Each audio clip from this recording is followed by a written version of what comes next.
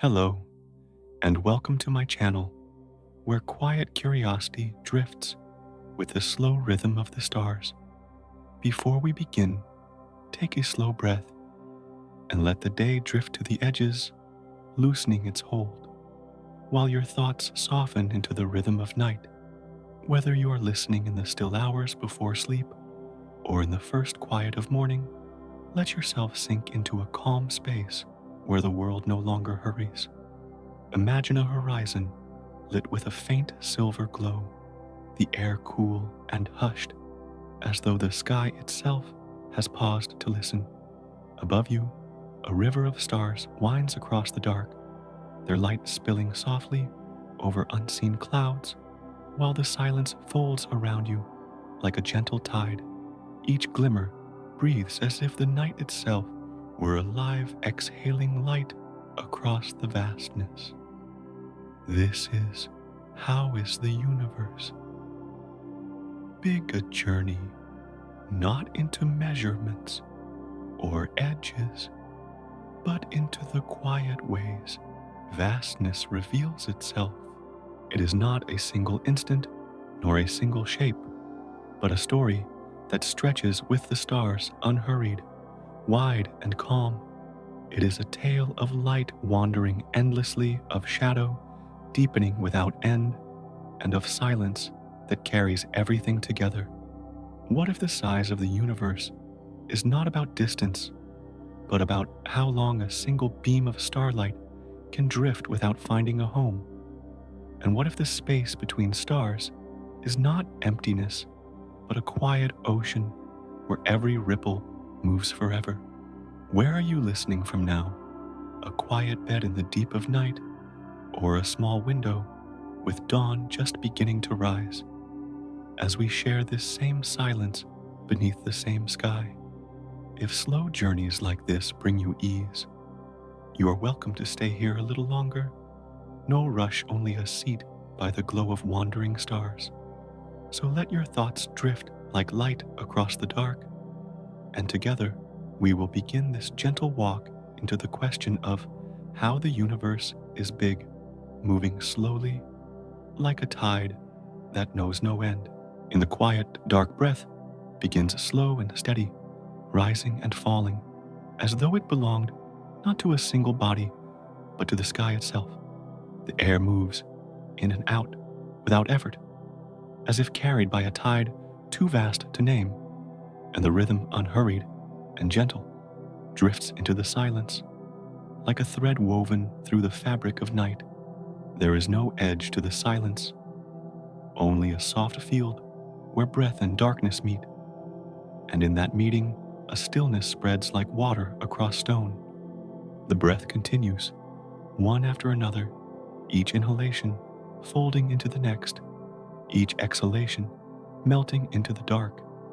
The sound is almost nothing, yet in the nothing, a presence emerges, a pulse too wide to hold within the chest. The individual breath does not stand alone, but stretches outward, dissolving into the greater breath of the night, until the two are no longer separate. Darkness does not resist, it welcomes. It receives each exhalation like a deep sea absorbing it without end, and it returns each inhalation as though the sky itself had leaned down, whispering back into the lungs. In this exchange, the sense of a boundary fades, the sense of self loosens, until the breath of one is indistinguishable from the breath of all. Stillness grows deeper. It feels as if the night has always been breathing, slowly, patiently, long before this small rhythm joined it. Each breath now is an echo of something ancient, a memory woven into the air, a reminder that silence is not empty, but alive. The darkness expands with every inhale. The darkness softens with every exhale, and the cycle, though simple, carries the weight of eternity. In that dark, the stars seem to lean closer, though unseen, their distant light pulsing like lanterns behind a veil. Each one may be imagined as breathing too, their glow swelling and dimming over ages in rhythms too long for the eye to follow. Yet the rhythm is there, and the breath beneath closed eyes feels aligned with theirs, fragile and fleeting, yet part of the same great current. The chest rises, the chest falls. This is the tide of the universe felt in miniature. It is not rushed, it is not loud, it is not seeking.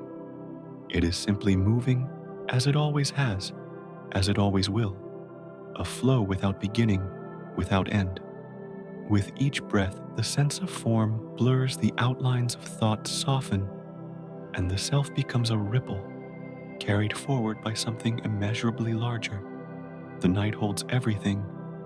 It holds the breath, it holds the silence, it holds the wandering drift of light across centuries. In its embrace, nothing is demanded, nothing is hurried, and nothing is lost. Every sound fades, every thought dissolves, every movement slows, until even stillness feels slower still. The breath once felt as a small motion now feels endless, drawn from the same depth as the darkness that stretches over the sky. To breathe is to share in that depth, to join a rhythm that was never broken. Each inhalation is the world entering, each exhalation is the self returning, and between them there is no distance. A pause lingers.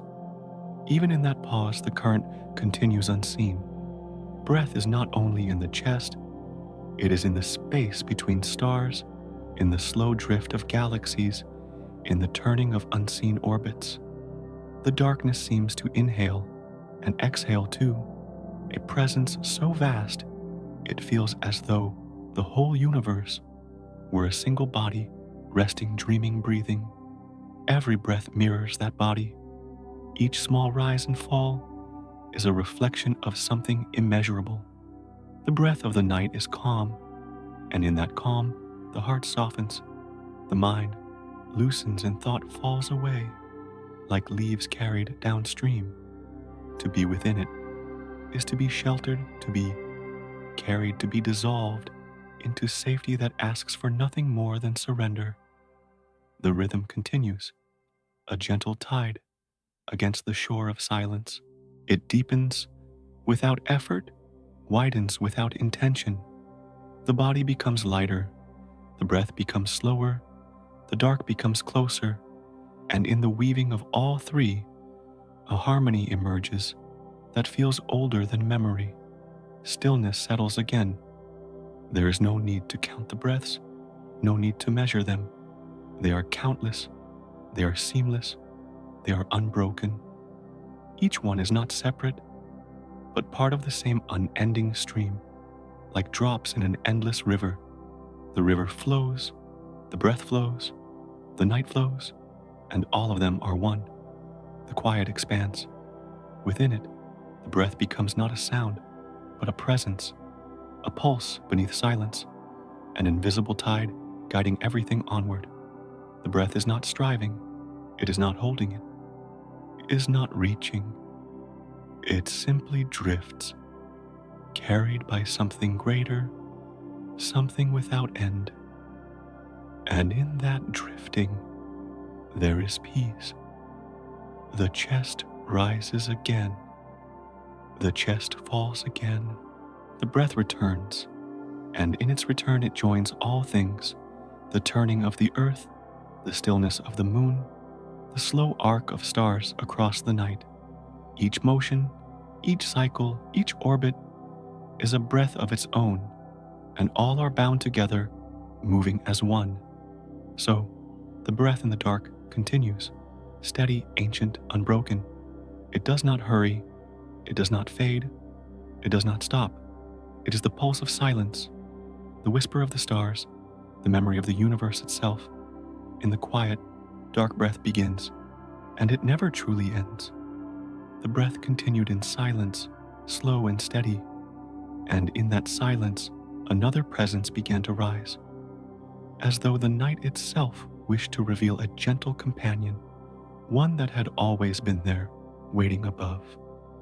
High in the sky, the moon appeared a perfect circle, suspended like a mirror of pale silver, shining softly, yet never harsh. A light that followed the dark, not to disturb it, but to ease its stillness with a tender glow. The face of the moon did not demand attention, it simply lingered, patient and quiet, watching from afar, as if it carried the memory of countless nights within its round frame. Its light was not fire, not blazing, but the light of reflection borrowed and softened, turned into a calm radiance that could rest on every shadow.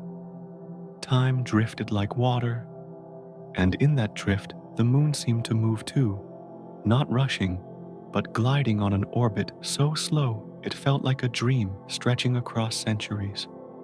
In the imagination of those who once looked upward, the moon was more than stone, and silence it was the guardian eye of a gentle spirit, a being that watched while the world slept, keeping dreams safe within its pale embrace. To gaze upon it was to feel seen, without judgment, held without weight, as though the night itself had grown a face and chosen to smile softly down. The moon's light touched the dark, spreading across the surface of water, along the edges of mountains, into the folds of clouds. Wherever it reached, it did not pierce but caressed, turning shadow into silver, turning silence into a song too soft to hear. Even in the deepest hours of night, when all seemed still and forgotten, the moon remained its patient glow, a reminder that nothing in the dark was ever truly alone. Pause, a silence deeper than words. Legends spoke of the moon as the eye of a kind god, a watchful presence that never closed, that never turned away.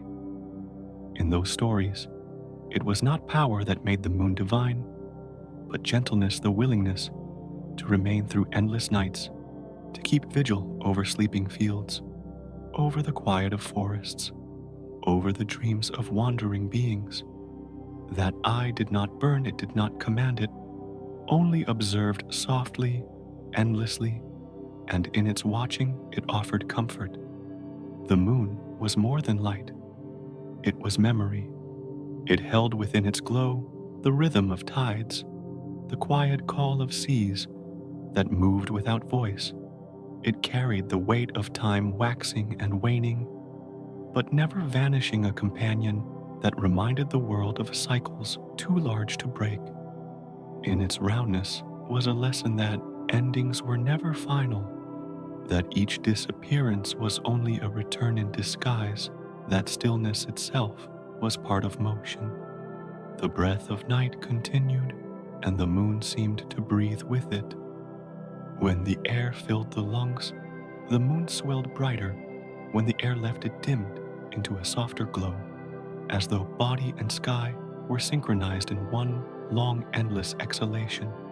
Each rise and fall was reflected above, and in that reflection, the dark felt less vast, less hollow, filled instead with the presence of a companion who had always been here. Clouds drifted slowly, veiling and unveiling the moon like curtains in a quiet room. The light shifted, blurred reappeared, reminding that nothing, not even light, was constant. Yet even in change, there was peace. The moon accepted its veiling without struggle, knowing it would shine again, knowing that absence too was only another form of presence. The night deepened. The stars scattered around the moon like small attendants, but none outshone it. None carried the same still weight of companionship. The stars were many, but the moon was near, close enough to remind the world of its own reflection, close enough to turn the unreachable sky into something intimate. Looking at the moon, was not like gazing into distance, but like gazing into a mirror that held the calm of infinity. So time passed without measure, and the moon remained slowly crossing the sky, changing its face, yet always the same in essence. To some it was a lantern, to some a guardian, to some an eye, but to all it was presence unshaken, eternal, in its rhythm. The moon did not need to declare itself, for silence was its language, and in that silence every watcher could find their own reflection. And still the breath continued, joined now with the breath of the moon, joined with the breath of night. The rhythm was one steady and vast, carrying those who surrendered to it deeper into rest, deeper into the ancient stillness that had always been here. The moon lingered, the night breathed, and together they cradled the world in quiet light. The moon lingered high above its light, falling softly upon the surface of the world, and beneath that watchful glow, another truth slowly revealed itself, the presence of the earth, fragile, yet enduring a sphere adrift in the ocean of night.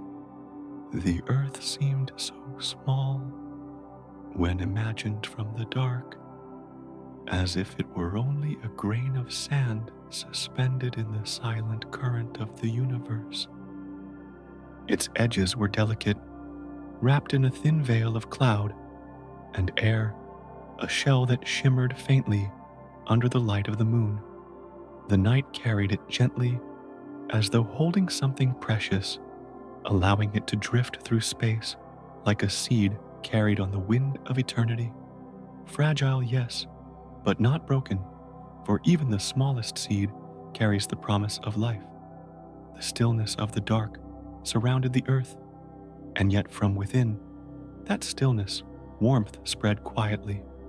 The planet breathed with forests, oceans, and the unseen rhythm of countless beings, and together they gave off a tender glow, not of light, but of presence.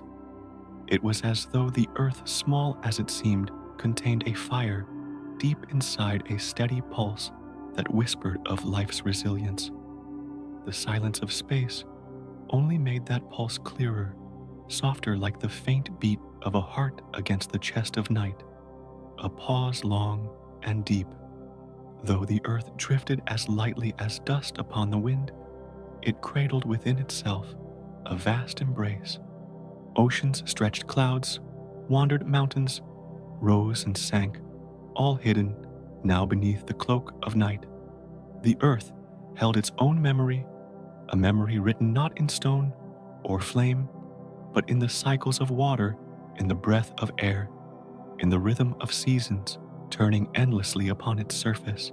This was the warmth of the planet, not harsh, not burning, but a quiet and protective embrace, like the arms of a gentle guardian wrapping around its fragile body.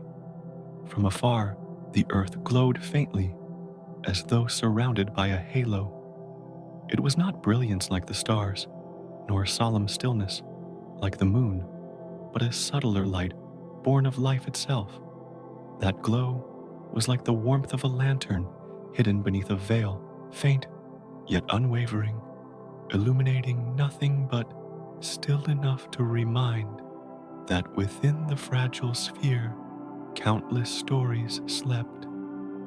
The earth was small, yet it was complete, carrying all that it needed within its embrace.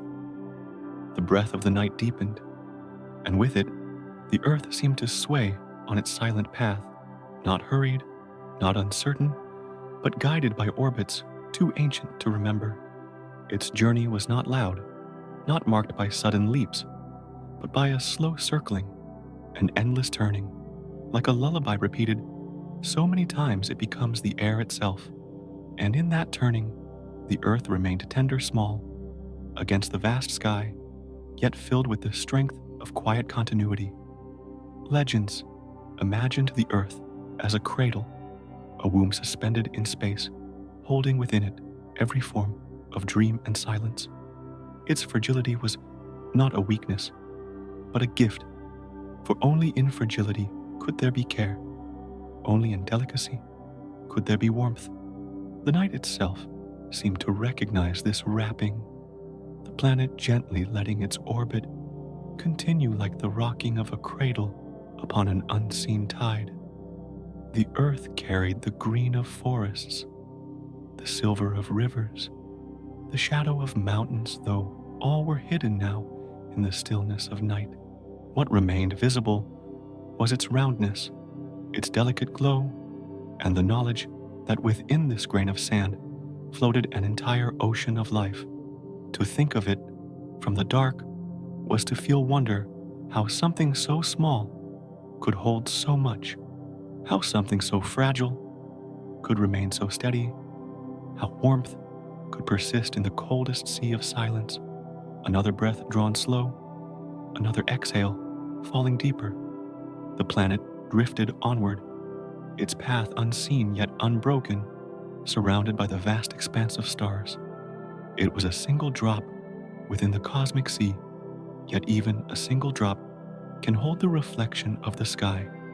The earth reflected not with brilliance, but with softness, its surface turning slowly, carrying day into night and night into day, a cycle so natural it felt like breathing itself. To rest within that cycle was to feel safe, to feel sheltered as though held by a presence both tender and eternal. So, the earth remained small, as a grain of sand, fragile as a shell, yet glowing with warmth, glowing with memory. Its place in the universe was not marked by size, but by care, not by power, but by gentleness, and in that gentleness lay its strength. To drift with the earth was to drift with the assurance that even the smallest flame can hold against the dark, and even the most fragile seed can float forever upon the winds of the cosmos. The night deepened once more, and in that depth, the earth continued to shine softly, breathing with the silence wrapped in the arms of the infinite. From within the warm breath of the blue planet, the gaze slowly rises, as if invisible wings were gently lifting each step, carrying it away from the embrace that has sheltered for countless ages. The soft veil of clouds drifts downward like a blanket of pale smoke, receding gently to reveal a world shrinking into the night. Darkness spreads wider, covering every contour, dissolving the familiar into a fragile speck suspended in the vast expanse. And that world, though drifting farther away, still holds its tenderness, like an old home glowing quietly in the memory of a traveler who has just departed. The moment does not rush, nor does it break, but moves like water, slowly retreating from the shore, leaving a fading trace of waves in the stillness. From above, forest and sea, mountain and plain all gather into one muted shade of blue, like blurred brushstrokes on an ancient canvas hung in the void. There is no noise, only the steady rhythm of breath blending with the surrounding dark, as though the night itself were inhaling and exhaling with the planet. The distancing of the earth does not taste of parting, but of gentle release, dissolving softly into a larger expanse. A pause, like a breath slowed. Below, the small lights of humankind flicker faintly like embers buried within warm ash. They fade in silence, folding into the vastness, as though they were stars of another sky, scattered upside down beneath the feet. One might imagine the place once stood upon has now become only a fragile circle of light, turning slowly in its endless path.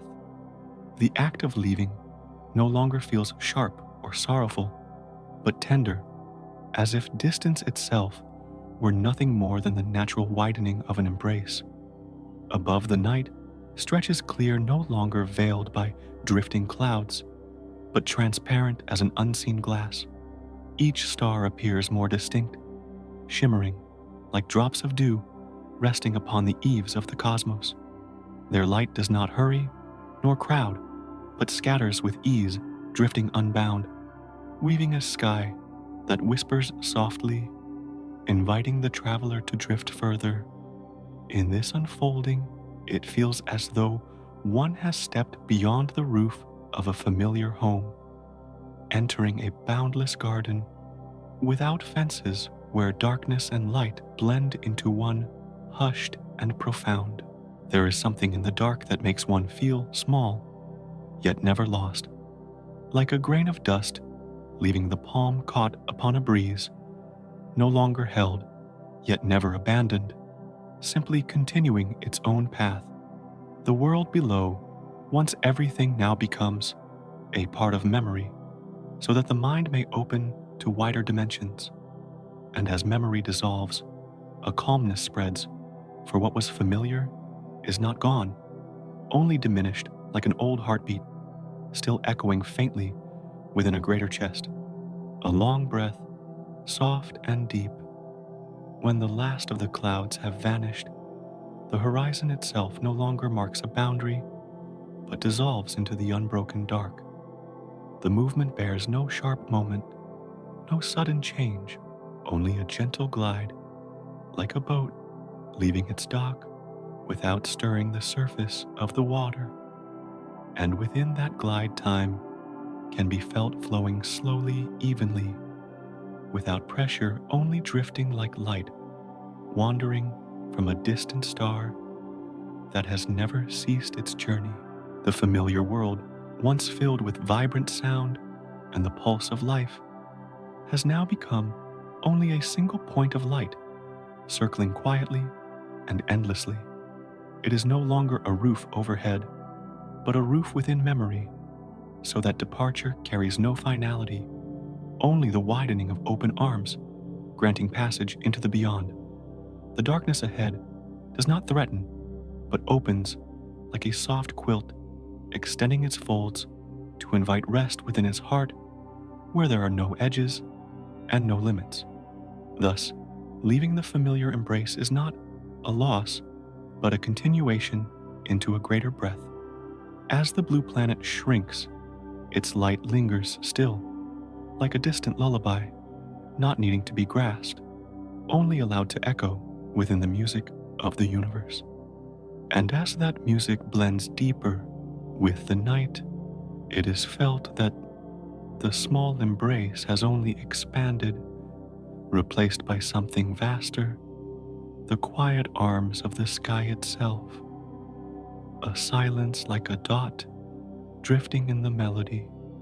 The world keeps turning, the night keeps breathing, the stars keep pouring their light, and the invisible steps keep drifting onward.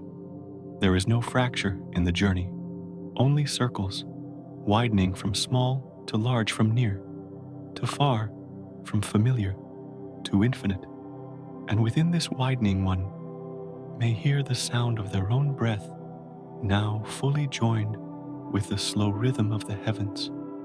From the soft distance, where the earth has already grown small, where its gentle glow has become no more than a faint reminder, beneath the vast night, there rises a thought, fragile and unhurried. If all that has ever been familiar is already so small, if the home once infinite in closeness has now dissolved into a quiet speck, then what shape does the greater vastness truly take? The question does not pierce the silence. It does not demand an answer. It only drifts like a whisper, carried on the current of the stars, circling without hurry, fading, yet never gone. The night receives the question as it receives every wandering sound, slowly, patiently, like the surface of a still sea, taking in the fall of a leaf. No echo is forced, no reply is offered, only the endless space allowing the question to rest upon it to float across its depth as lightly as breath across glass. Within that floating lies the sense that some questions are not meant to close, but to remain open as a door left ajar, so that the wind may come and go, so that silence may slip through freely. The vastness of the universe seems to open itself in the same way, not as an answer waiting at the edge, but as a presence that widens without end, a pause like the night taking one long breath. The thought drifts further, asking again though, without voice, without insistence, if smallness is certain, if fragility has already been felt, then what is the nature of the infinite? Is it something that stretches away like a plane, with no horizon, or something that folds inward, hiding endlessness within every point of light? The stars above do not reply. They only shine, each one holding its own silence, each one letting the question pass through like a traveler through an open gate. The absence of reply does not bring unease. It brings calm, the calm of knowing that some mysteries live best when left untouched. The question lingers softer now, like dew forming in the air of the night. It rests on the dark, as though the darkness itself were alive, breathing gently, carrying memory, as the ocean carries shells upon its floor. The stillness deepens, and within that stillness, the vastness begins to reveal itself, not in words, but in feeling the sense of being carried, the sense of being surrounded by a space too wide to measure, too silent to disturb. The question, in truth, has become part of the very thing it wonders about, absorbed into the rhythm of the universe's breath. It is in this rhythm that the listener drifts. The thought no longer needs to be held. It drifts as naturally as a feather in the wind, as softly as dust rising in a sunbeam. To hold it tightly would be to break its nature, for the question exists not as a weight, but as a current one that flows quietly into the deeper night. The stars, the darkness, the unseen orbits all seem to lean closer, as if listening, as if answering, not with words, but with presence. Another pause like a faint rest in the music of the dark. In this rest, the sense of scale begins to stretch. The earth is already a memory below, and the stars above already seem countless. Yet the question widens, still wondering not only what lies beyond, but what it means for there to be a beyond at all. Perhaps the vastness is not a distance, not a boundary to reach, but a silence that grows larger the longer one listens. It may be that infinity is not about the farthest point, but about the endless unfolding of closeness, where even the smallest flicker of light can hold an entire sky within itself. The thought circles and circles again, never closing, always widening. And within that circling lies the truth that the question itself is the vastness for to ask. It is to feel the edges dissolve, to feel the self merge with something that cannot be contained. There is no rush to define it, no need to trap it in shape or name. The night is enough, the stars are enough, the breath is enough. The question rests there, suspended like a lantern in a sea of shadows, glowing faintly, but never extinguished. And still it continues. If all is so small, then what is large? If a world can fade into a speck, then what does it mean for space to stretch endlessly? The listener does not struggle for response, but allows the inquiry to float like a boat on still water, rocking gently with the unseen tide.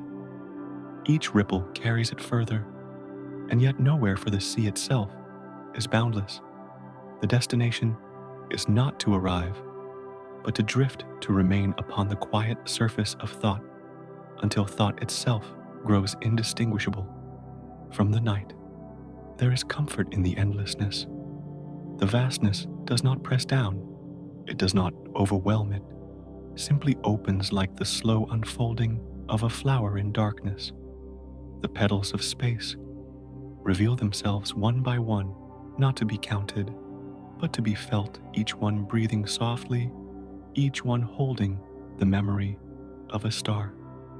To gaze upon it is not to seek an edge, but to allow oneself to be drawn deeper, gently, endlessly, as though being rocked into sleep by the universe itself.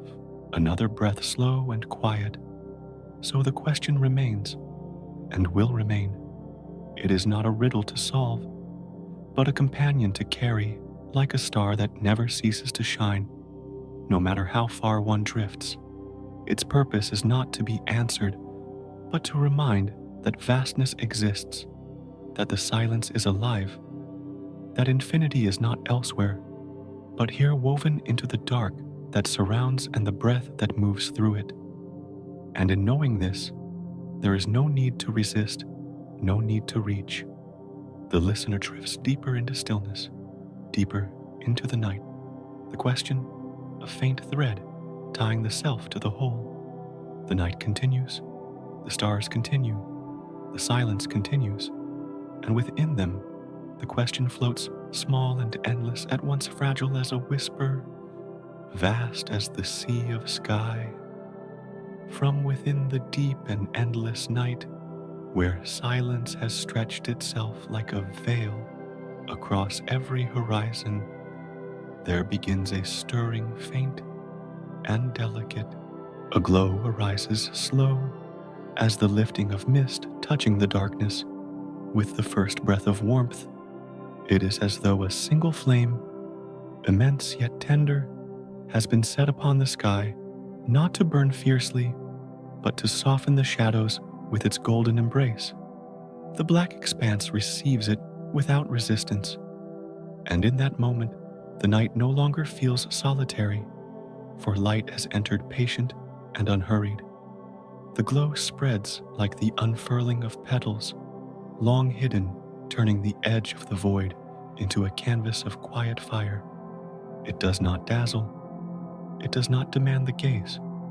It only offers itself as a lantern, placed gently in the hollow of the dark. The air seems to warm, though no fire is near, as if the presence of brightness itself were enough to breathe comfort into the waiting world.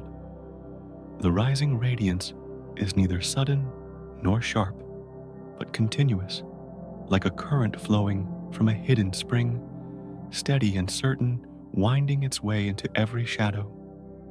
A pause like the sky, inhaling slowly. In the oldest memories of humankind, this golden torch was not seen as a star of physics or measure, but as a vessel, a ship of light drifting across the sea of heaven. Each day it set forth upon its voyage, crossing from one horizon to another, carrying its cargo of warmth, of rhythm of time itself. The dark was never permanent, for the light would always return faithful, as a tide, endless as a heartbeat. And so, the people who once gazed upward imagined not a ball of fire, but a traveler, a guardian who never failed to find its path. The thought lingers. The light is more than light. It is a presence that moves in silence, as though the universe itself wished to remind all who dwell within it that no shadow is complete, no night unbroken. The glow bends across the sky, its golden waves spilling into corners where silence had been deepest, softening the edges, turning void into dream. In its passage, there is no haste, no struggle, only the certainty of a path that has always been walked, a current that has always been flowing. Above, the darkness does not vanish. It opens widening to receive the glow. The night is not erased. but enriched as if two voices had joined in harmony, the coolness of shadow and the warmth of flame. Together they weave a rhythm, and in this rhythm, the world beneath finds its breath. The trees, the stones, the waters, each seems to stir, each seems to lean toward the quiet torch that glides across the endless roof. The universe, vast and unmeasured, feels suddenly nearer, for it has sent forth its light as a companion to those who dwell in the smallness of earth. Another pause, soft as a sigh. The torch does not roar, it does not blaze. It drifts steady and kind, its light falling like a slow river upon the folds of the sky. Every color within it is subdued, softened by the distance, turned golden, as though time itself were holding the flame in careful hands. It reminds the onlooker that even in the endless dark warmth is possible, that even in the silence of infinity, there is motion, there is presence, there is care. The ship of light continues bound by no chain, needing no anchor, for its voyage is eternal and unbroken. The thought returns to those ancient stories, how the vessel of light was imagined to be steered by unseen hands, guided not by compass or star, but by the will of the heavens themselves. Its path was never questioned, its rhythm never doubted, for in its rising and setting lay the promise that the world was cared for. That night would yield, that day would come. And so, in the hush of this golden glow, one feels not only the vastness of the sky, but also its tenderness. In the gentle radiance, the world seems to awaken, not with noise, but with sighs. Shadows recede slowly, as though unwilling to depart, but they do depart, yielding to the warm flood. The mountains soften, the rivers glimmer, the very air becomes touched with the promise of continuity. It is not the brilliance of conquest, but the reassurance of return, the reminder that the universe flows in cycles endlessly, without hurry. The torch of light has risen, and in its rising, the heart of the cosmos beats gently steady as a cradle song. One breath long and calm, and still the torch drifts onward, casting its warmth not in haste, but with the patience of centuries, the patience of eternity. Every being beneath it, whether awake or at rest, is brushed by its silent hand. Every grain of dust is kissed by its glow. Every leaf is etched in its faint fire. The ship of light does not ask for gratitude. It only travels endlessly, endlessly its voyage, never ending its course, never straying. In its presence, one feels the grandeur of the universe without needing to measure it, for grandeur is not in the number of stars nor the weight of galaxies, but in the simple truth that light returns always through the silence.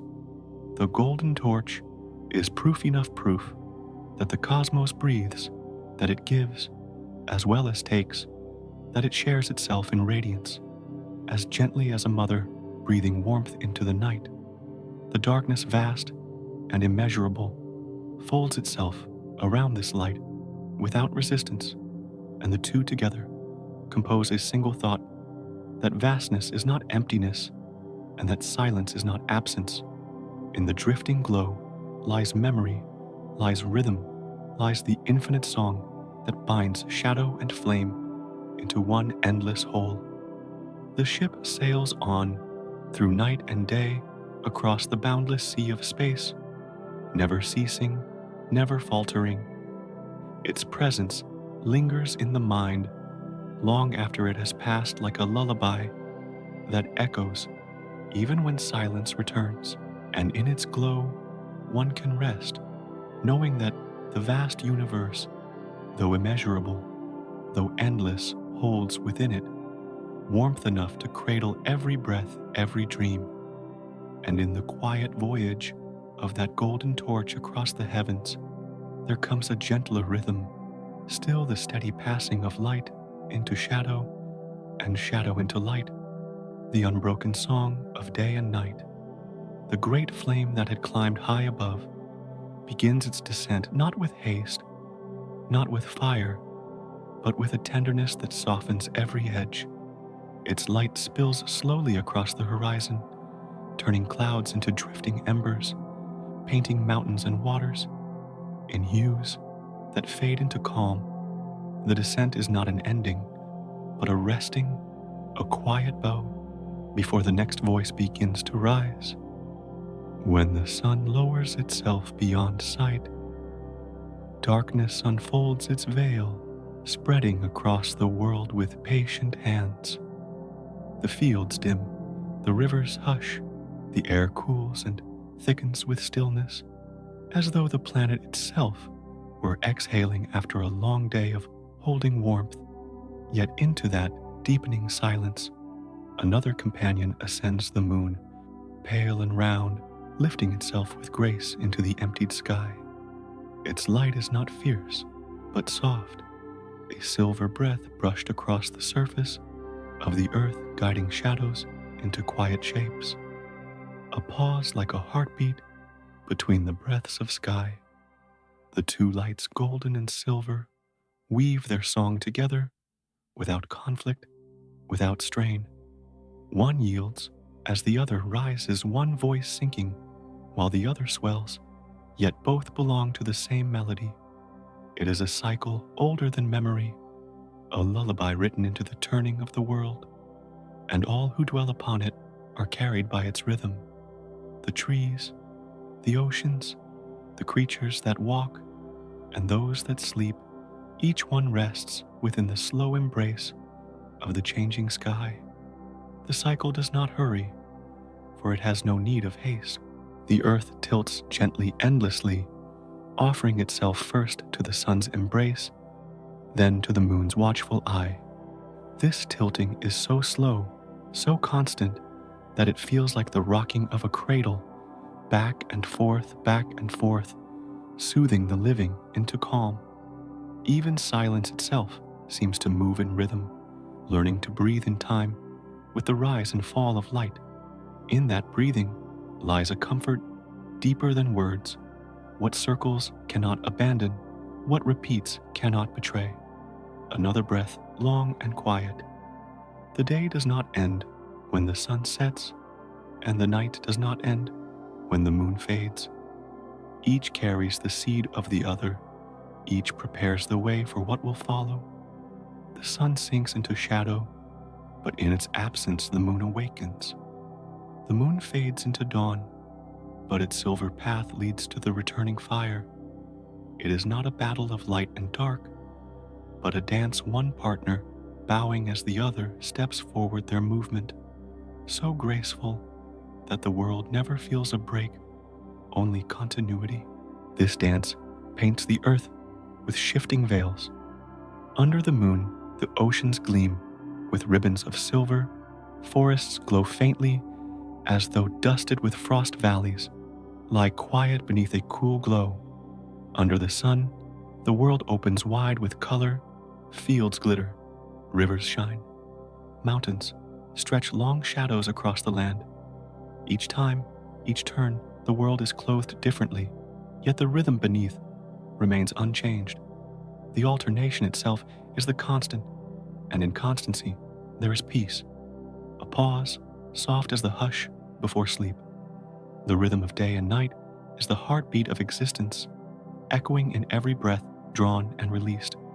Inhale, exhale, fullness, emptiness, the same law that governs the sky, governs the chest, the same pulse that moves the sun and moon moves the self.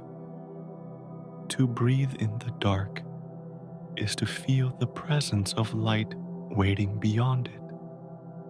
To breathe in the light is to know that rest lies within the coming dark. This is the harmony of opposites, not in conflict, but in union, like the two halves of a single sigh. Repetition becomes comfort, for what repeats is trustworthy, and what circles endlessly becomes eternal. The sun has never failed to rise. The moon has never failed to return. And though clouds may cover their faces, the rhythm is never lost. The stars themselves may shift in the long turning, but the cycle of day and night remains unbroken, steady, as the turning of time itself. In its steadiness, the soul finds rest, as if the universe were whispering, "You are held, you are safe, you are part of the circle too." And still the pattern continues, wide and patient. The day folds into night, the night folds into day, and each transition is slow as drifting water, seamless as the blending of colors in twilight. It is not something to be measured, but something to be felt. The warmth fading, the coolness rising, the silver dimming the gold, returning. Each shift carries no violence, no fracture, only the assurance of return. To lie beneath it is to be lulled, as though the world itself were singing in rhythm with the stars. Another silence, deep and still.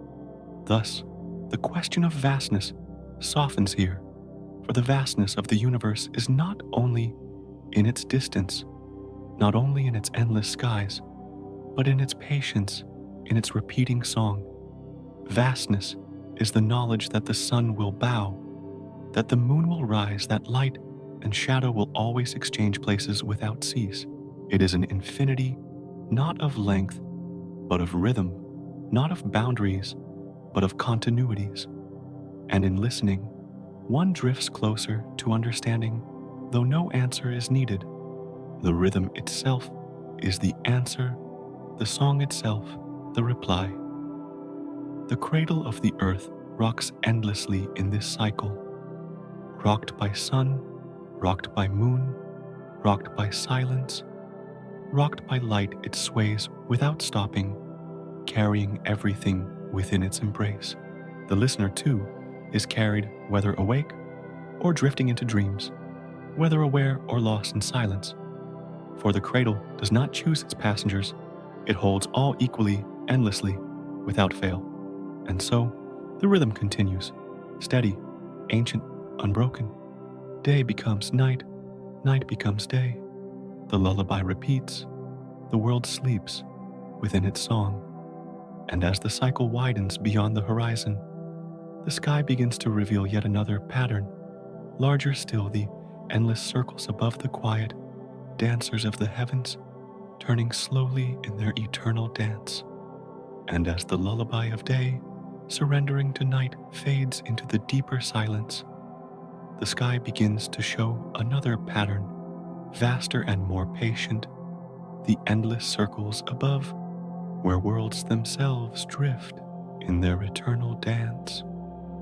They do not hurry, they do not call attention, they move with the calm of tides that have never ceased, with the certainty of footsteps laid down long before memory.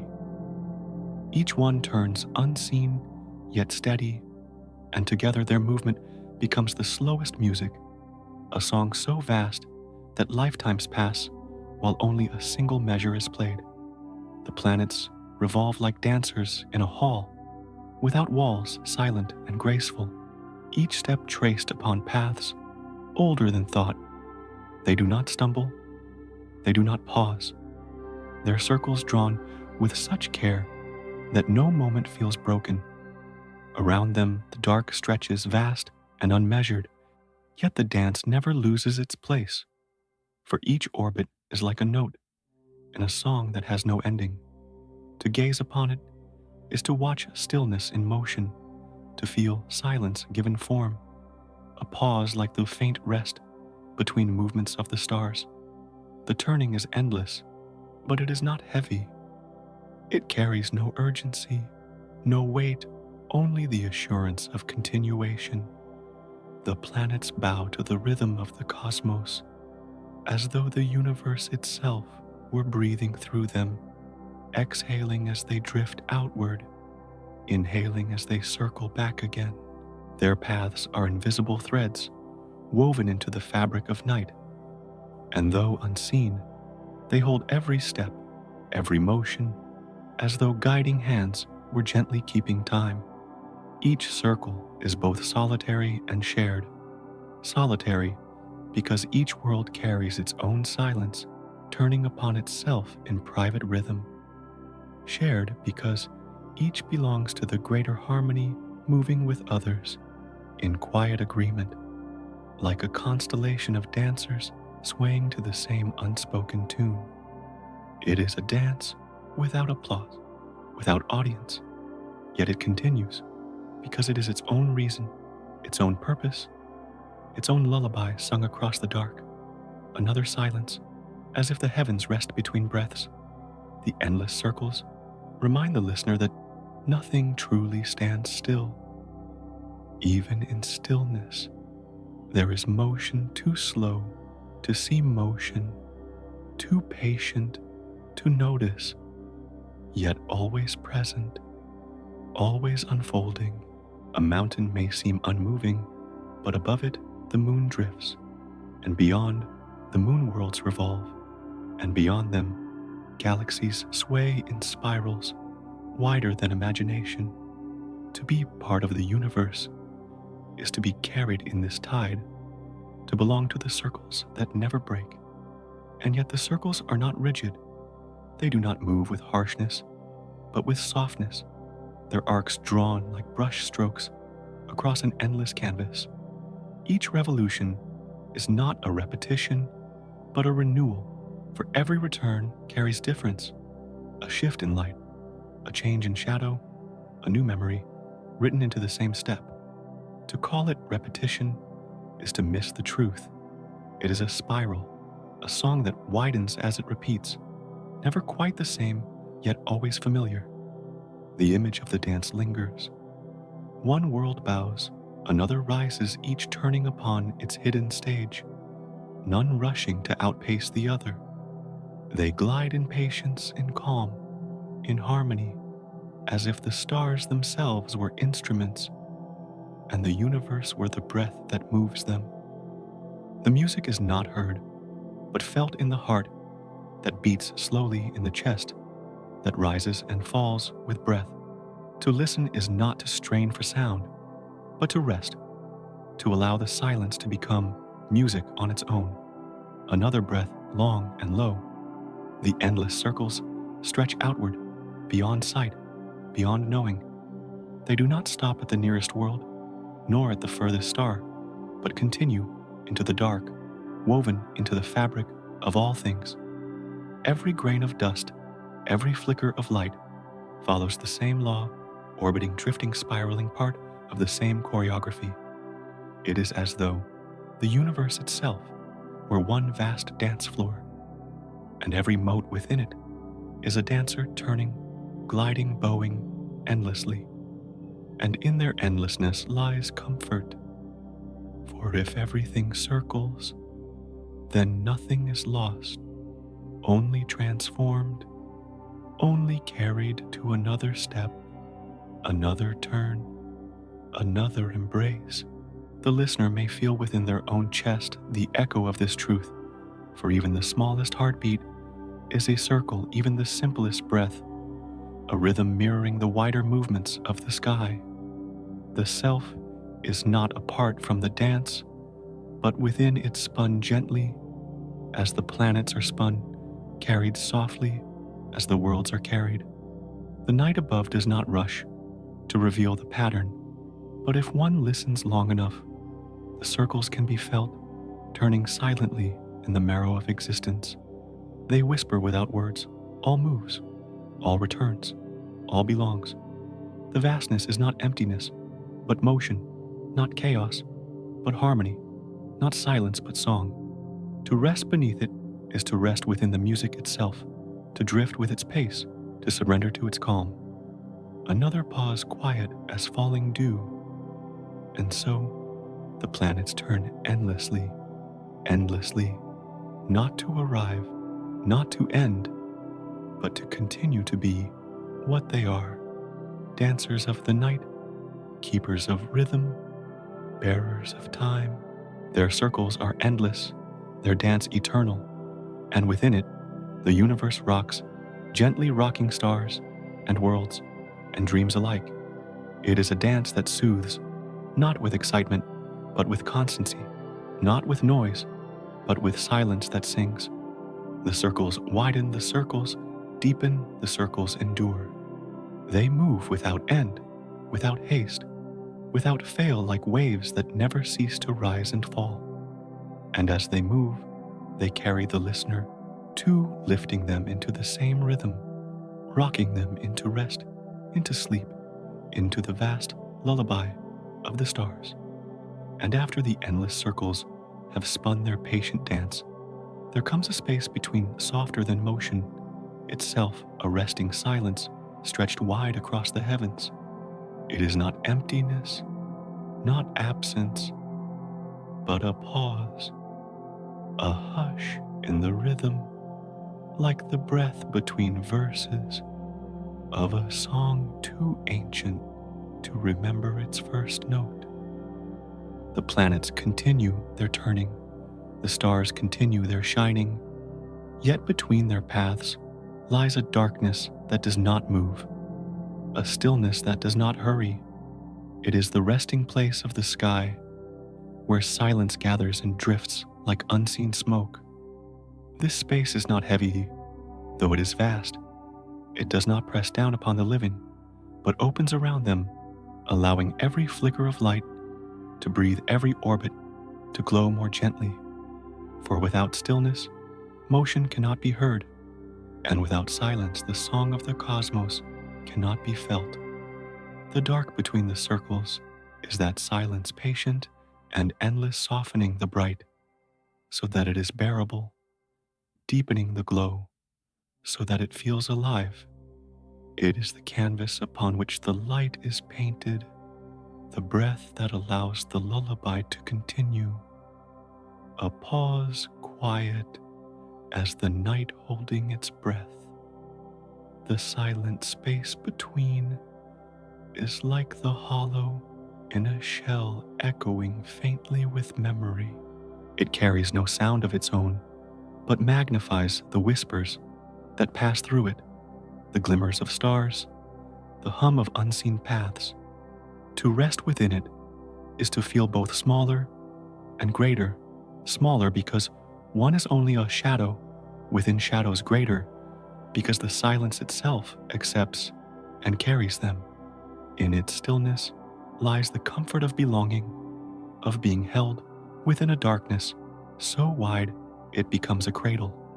One can imagine the circles of planets moving slow as dancers across a floor, yet it is the intervals between their steps that make the dance graceful.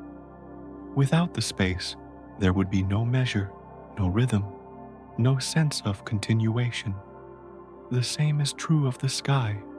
Without the quiet between its orbits, the turning would overwhelm the music, would become too full. The silence tempers the song, like the pause in a heartbeat that allows the next beat to rise. Another breath long and slow. It is in this hush that the light appears most tender. Stars shimmer more deeply against the velvet dark planets, glow more softly in their silvered paths. The moon itself brightens, not by its own strength, but by contrast with the surrounding stillness. The silence gives light its voice, just as shadow gives shape to flame. In the quiet spaces of the cosmos, radiance becomes gentler, not blinding, but soothing, not fierce, but restful. The night teaches that brightness is not in its volume, but in its patience, not in its force, but in its presence. This hush has been compared in the oldest stories to a pause in a song sung by the heavens, a note held in stillness before the melody continues. Some imagined it as the breath of gods, inhaling before the next line of creation, exhaling to let worlds turn again. Others felt it as a sea dark and unmoving, holding every flame like islands afloat upon its surface. However one dreams it, the truth is the same. Silence is not void, but presence of vast and eternal cradling motion in its arms. A pause, like a hand resting on the edge of time. The listener may find that this stillness mirrors their own. Between one breath and the next, there is always a pause, tiny but essential, a gap in which rest dwells. Between the beating of the heart, there's a fraction of stillness, a silence that allows life to flow onward. In the same way, the universe carries silence between its movements, darkness between its lights, emptiness between its turns, and in those pauses lies the secret of endurance. Without them, there would be only fire, only motion, only sound, and all would burn away. The silent spaces are therefore the caretakers of eternity. They hold the universe in balance. They let the stars whisper. Rather than shout, they allow the planets to move as dancers rather than as storms. Within them, everything slows, everything softens, everything drifts like dust upon unseen currents. To notice them is to notice the gentleness of the cosmos, its refusal to rush, its refusal to overwhelm. The silent spaces say, rest, breathe, drift, another breath softer than the last. And so the vastness is not only measured in light, nor in turning circles, but also in stillness, in the places where nothing seems to move, though all is quietly alive. The silence stretches farther than any orbit, more patient than any flame, deeper than any darkness upon earth. It carries the memory of all light that has passed and the promise of all light yet to come. To rest within it is to feel both the past and the future dissolve, leaving only the endless now, the unbroken calm of eternity. The night deepens, the silence widens, and within it, the song of the cosmos continues. Light appears, moves and fades, but the quiet remains always beneath, always surrounding. The circles may be endless, but without the pauses they would lose their meaning. The lights may be bright, but without the dark, they would lose their depth. The silence between is what allows all else to be, what gives the universe its shape, its rhythm, its breath. And so, the listener drifts as though lying within the pause itself, carried by nothing, supported by everything. The silence does not press, it holds. The stillness does not end, it continues. The hush of the cosmos is vast, but it is not empty.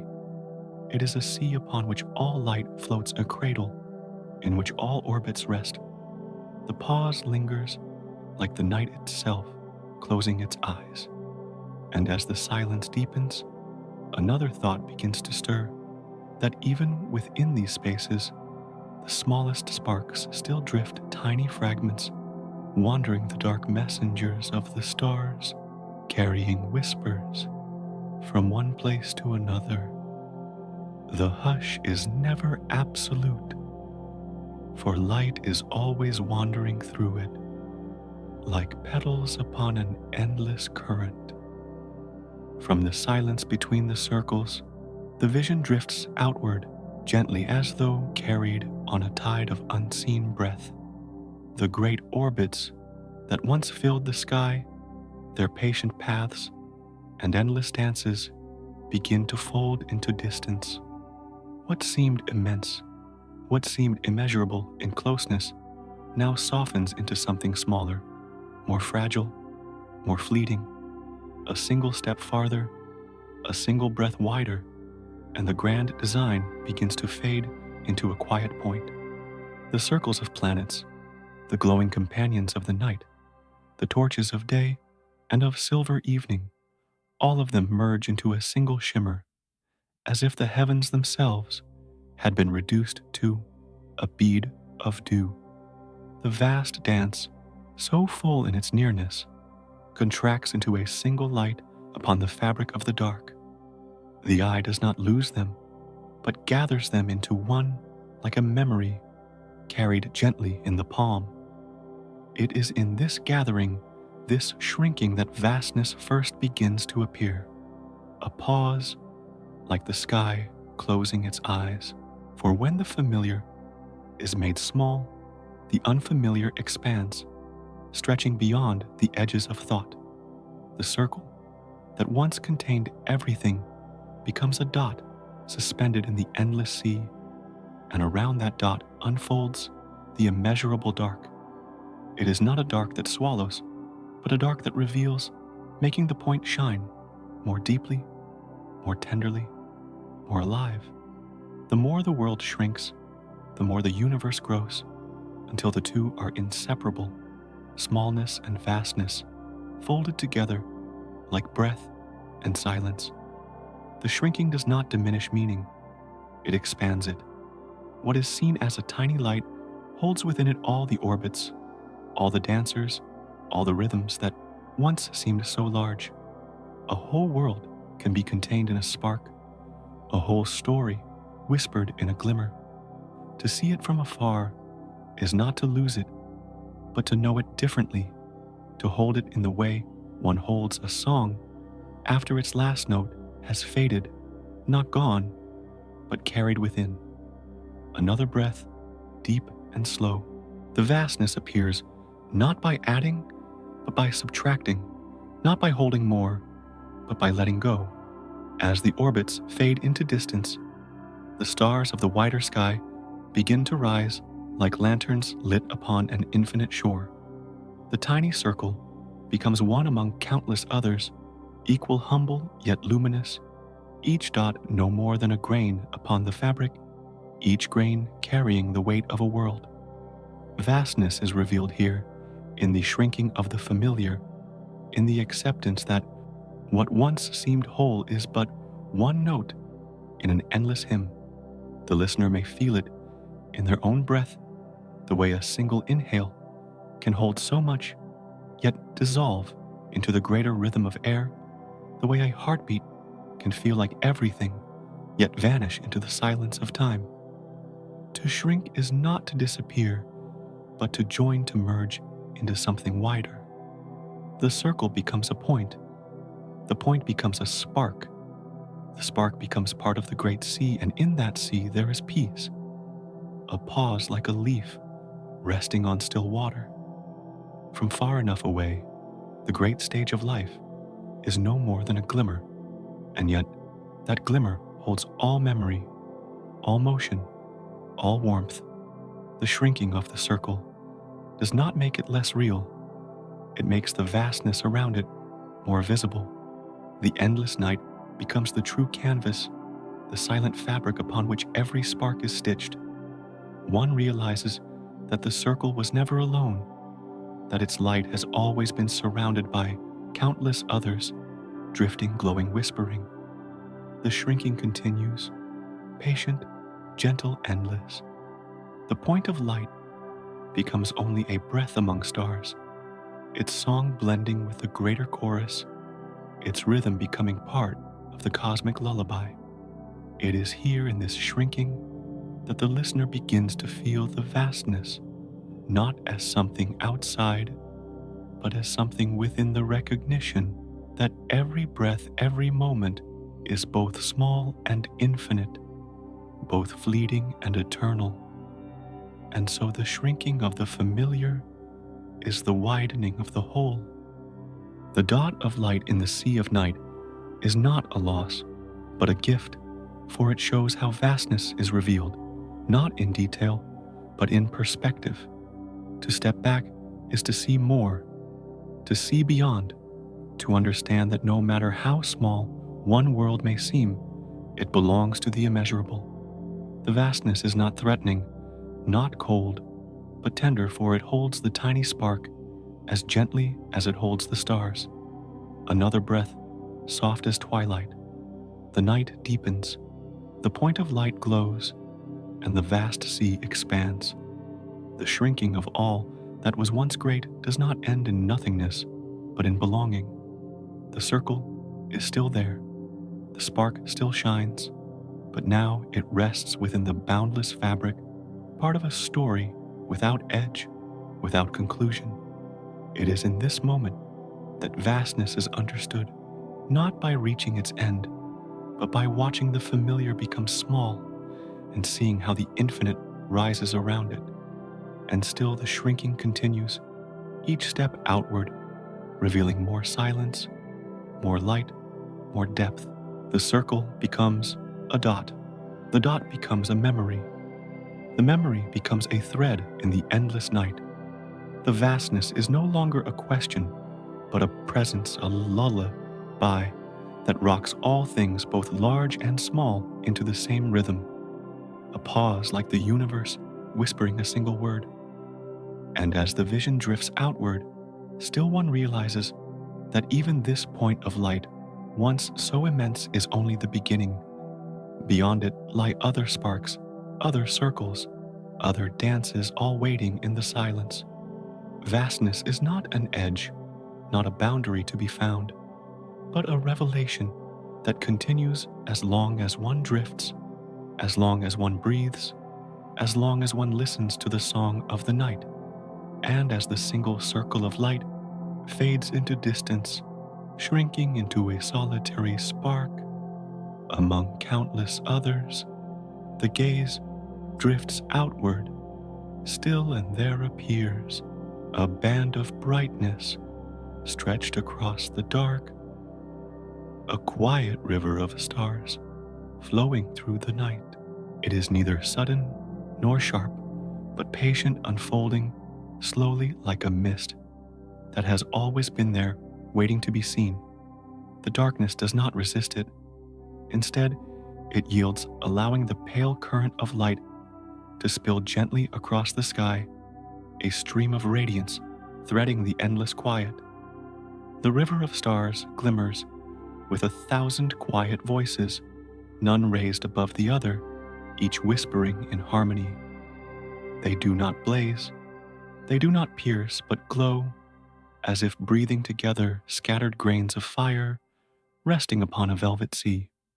The band stretches from horizon to horizon, an unbroken thread weaving the fabric of the heavens, as if tying the sky together with strands of light. In this stretching, there is no end, no beginning, only the sense of a path that flows beyond sight, winding softly through the eternal night.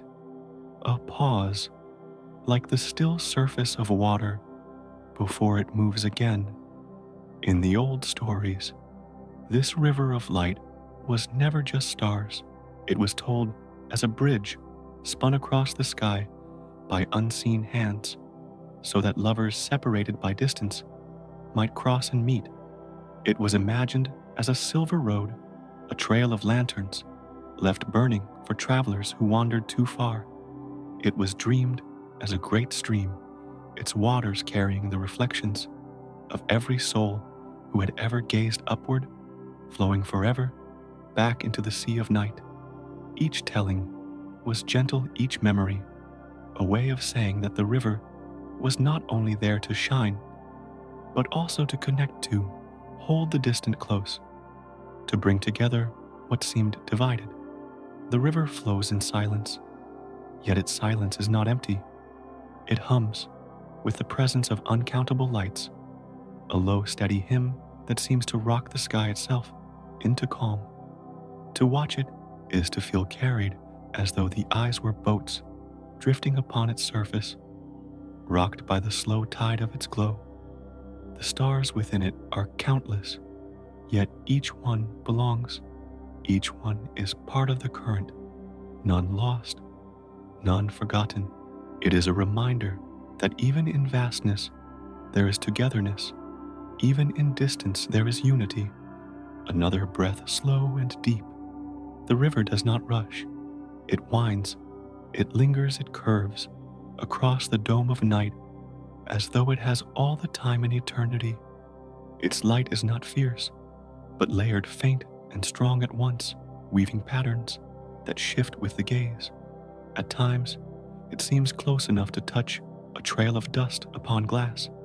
At times it feels impossibly far, like memory itself stretched across the heavens. Yet near or far, it remains steady as a heartbeat, constant as a tide. In the stillness, the listener may feel that this river is alive not with sound or motion, but with presence.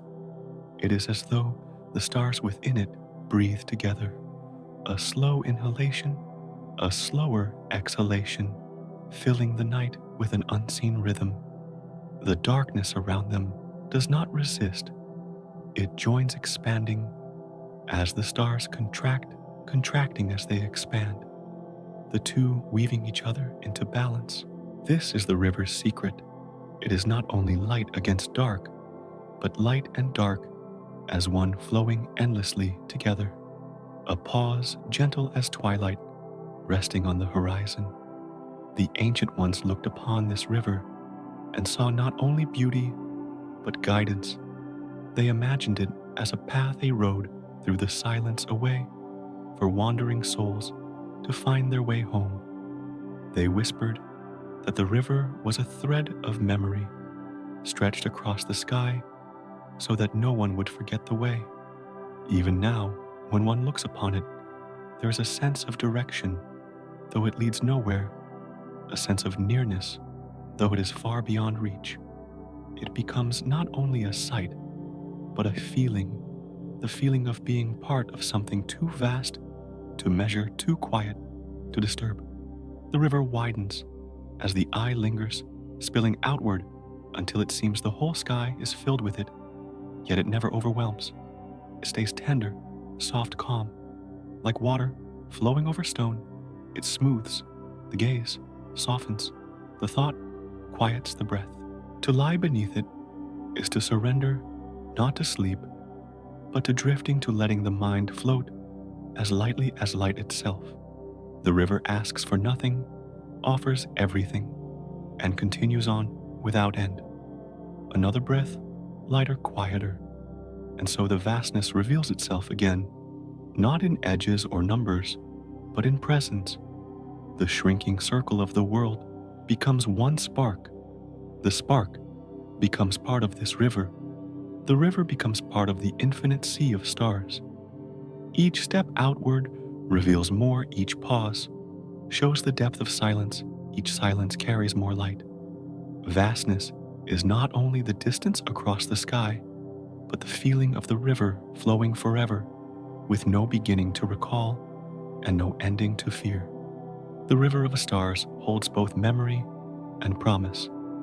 It remembers the stories once told beneath it, the eyes that searched it, the hearts that dreamed across it, and it promises that it will remain long after one gaze drifts away, long after one breath dissolves into sleep. It promises continuity, constancy, the quiet truth that even in endlessness there is something steady, something patient, something kind. The night rests, the river flows, and the silence deepens. And as the vision drifts farther still, the river itself begins to turn, not in rushing waters, but in the slowest rotation of the heavens, carrying its countless sparks in a gentle orbit, as though the entire sky were breathing in circles. The journey does not end here, for beyond the river lies the great motion of the galaxy itself, turning endlessly, quietly, without haste. And as the river of light lingers across the night, stretched wide and glowing like a silver path, the gaze begins to notice another motion, softer still, hidden in the vastness. The slow turning of the river itself, a circle unfolding in silence, a patient wheel that never halts. The stars do not hurry, they do not press forward, they drift as though each step were a breath of the sky, drawn in and released again, endless in its rhythm, unbroken in its calm. The current of light does not rush. It turns curving across the heavens, as if the sky itself were leading, carried by the weightless flow of time. Each speck within the river seems to glide with it, no one leading, no one left behind, only the quiet dance of a million sparks moving together. There is no beginning to this dance, no end to its path, only the sense of a gentle revolving, like a cradle that rocks the night into deeper rest. A pause like the hush before dawn. This turning is not loud, not sharp, but so slow that it can only be felt in stillness, when the eyes soften and the breath aligns with the unseen wheel. It is as though the sky itself breathes, expanding outward, then folding inward, each exhale a circle that drifts into the next. To watch is to surrender, to let the turning cradle the mind, to fall into its patience as one falls into sleep. And in this turning there is memory. The stars remember their places, the light recalls its path, the darkness keeps its silence. Nothing is forgotten, nothing is rushed, nothing is broken. The sky holds its breath in these circles, then releases it again and again, until the idea of time becomes only a lull, an endless rhythm that does not demand, only continues. Another breath, deep and slow. The turning carries the river of stars, but it also carries the one who gazes. For as the sky turns, so too does the watcher, bound to the same rhythm, part of the same vast wheel. It is impossible to stand apart from it. Impossible to resist, for the motion is not forced, but woven into everything, into the light, into the dark, into the quiet spaces between thought and dream. To feel it is to remember that stillness and motion are not separate, but one entwined in the endless circle. The night deepens, yet the wheel turns with the same calm pace. Each spark in the river is a note, each turning of the sky a measure, the whole becoming a song too soft to hear with ears, but clear to the heart that listens.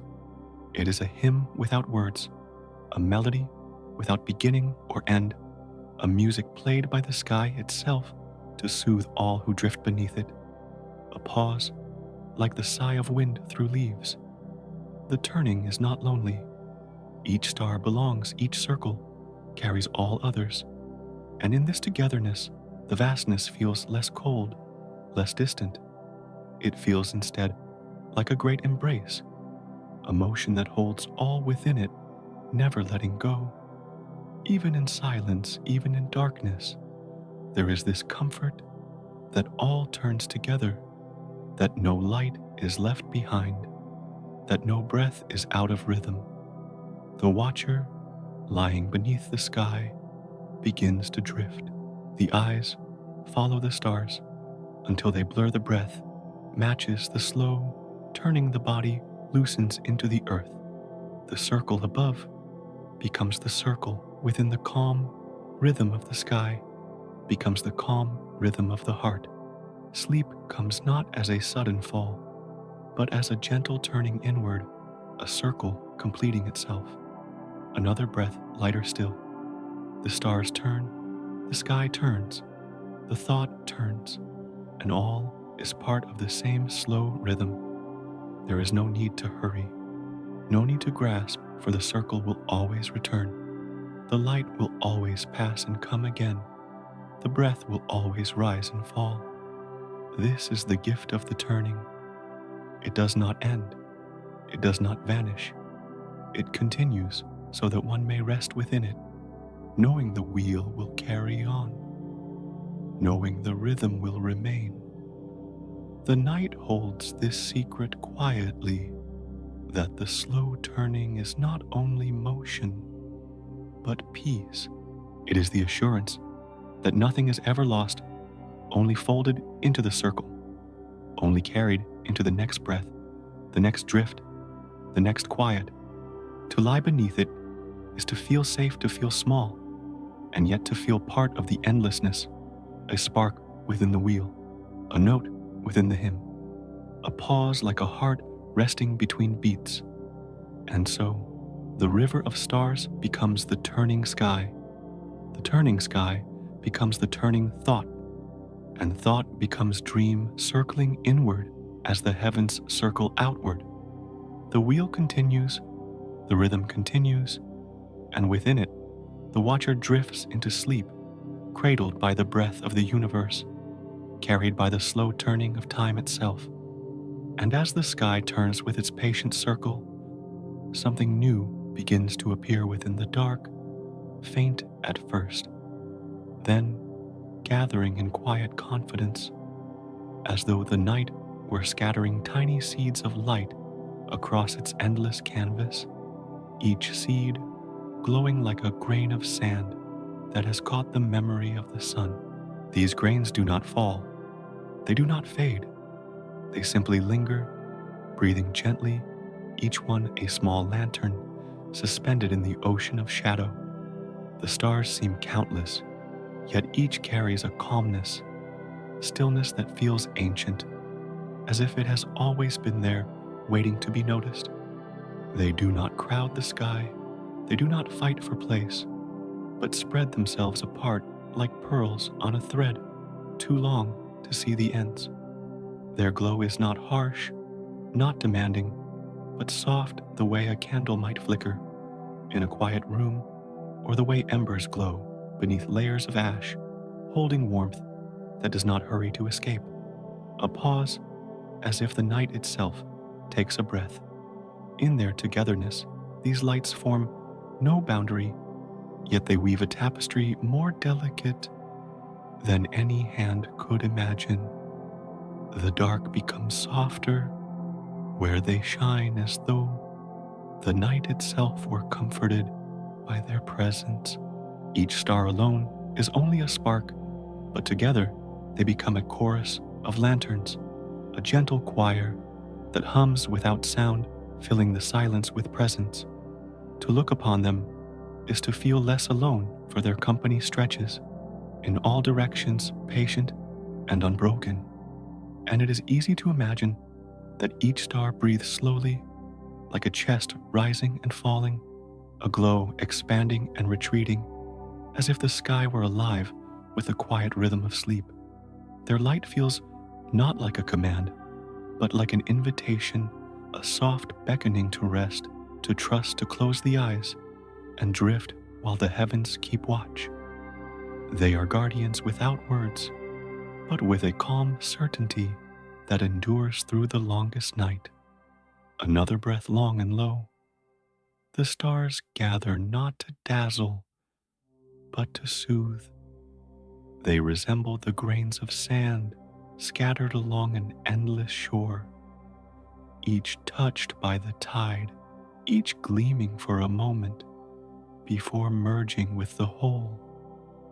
And just as the shore does not ask the grains to be counted, the night does not ask the stars to be named, only to be seen as they are together, a quiet field of light stretched without end. The gaze that wanders through them becomes like a traveler on a path without walls, each step soft, each step unhurried. The darkness, instead of heavy, becomes tender, for it is filled now with sparks that soften its vastness. The stars do not erase the shadow, but they rest within it, like lamps placed in a hall of silence. And in their glow, the night becomes something deeper, not empty, but whole. The balance between dark and light feels precise, like the pause between one note and the next, where the silence is as necessary as the sound. A pause, like the stillness between waves. There are old tales that whisper of stars as lamps carried by unseen hands, or as windows into other realms, or as the fireflies of a boundless meadow beyond the reach of time.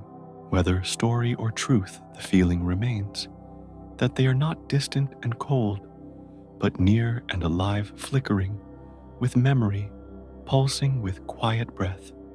One could almost believe that they lean closer when watched, that they offer their glow not only to the vastness, but to each soul who lifts their eyes in wonder.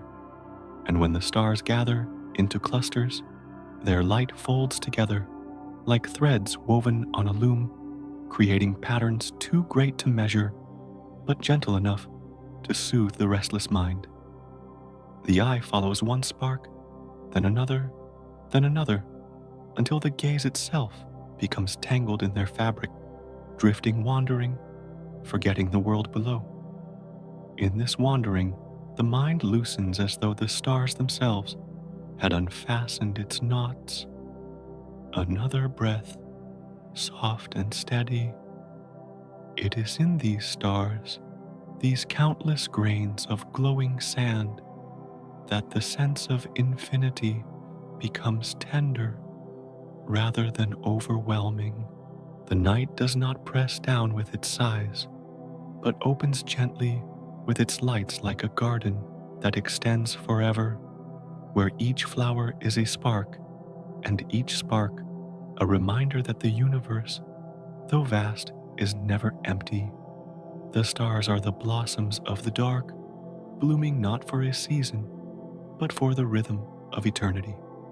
The watcher beneath them drifts further into this rhythm, the body sinking, the thoughts slowing, the breath folding into the pattern of lights above. Each inhalation feels like gathering a star, each exhalation like releasing it back to the night. The stars become part of the breath, and the breath part of the stars, until there is no boundary, only the slow weaving of light and dark, soundless but full, a pause like the hush before sleep. And so, the night is not only shadow, not only silence, but a fabric woven of glittering grains, each one a lantern, each one a note, together forming a song too wide for words, too soft for noise.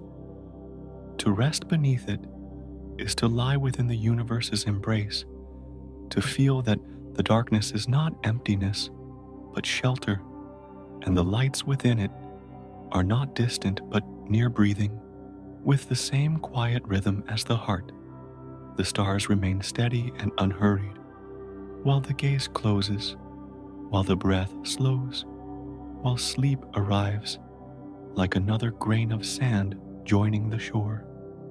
And after the stars have scattered their countless grains of light across the canvas of the night, the sky seems to gather them again, not to take them away, but to soften them behind a veil, as though the heavens themselves wish to breathe more slowly, to rest more deeply. Out of the darkness, clouds begin to drift, not heavy, not hurried, but light as whispers, stretching like long sighs across the dome above. They move as though drawn by an unseen chest, rising and falling, as though the whole sky has settled into sleep, and the clouds are its steady breath. Their shapes are never fixed, dissolving and returning, fading into shadow, and glowing faintly where hidden stars still manage to shine through. One moment they resemble smoke, curling from a lamp. Another they become gentle waves, rolling through a sea too large to imagine. They do not disturb the night, but cradle it, wrapping the sharp edges of light in softness, the way hands might cup a fragile flame. In their movement, there is no beginning and no end, only the quiet continuity of a breath that does not falter, a pause like the silence between two sighs.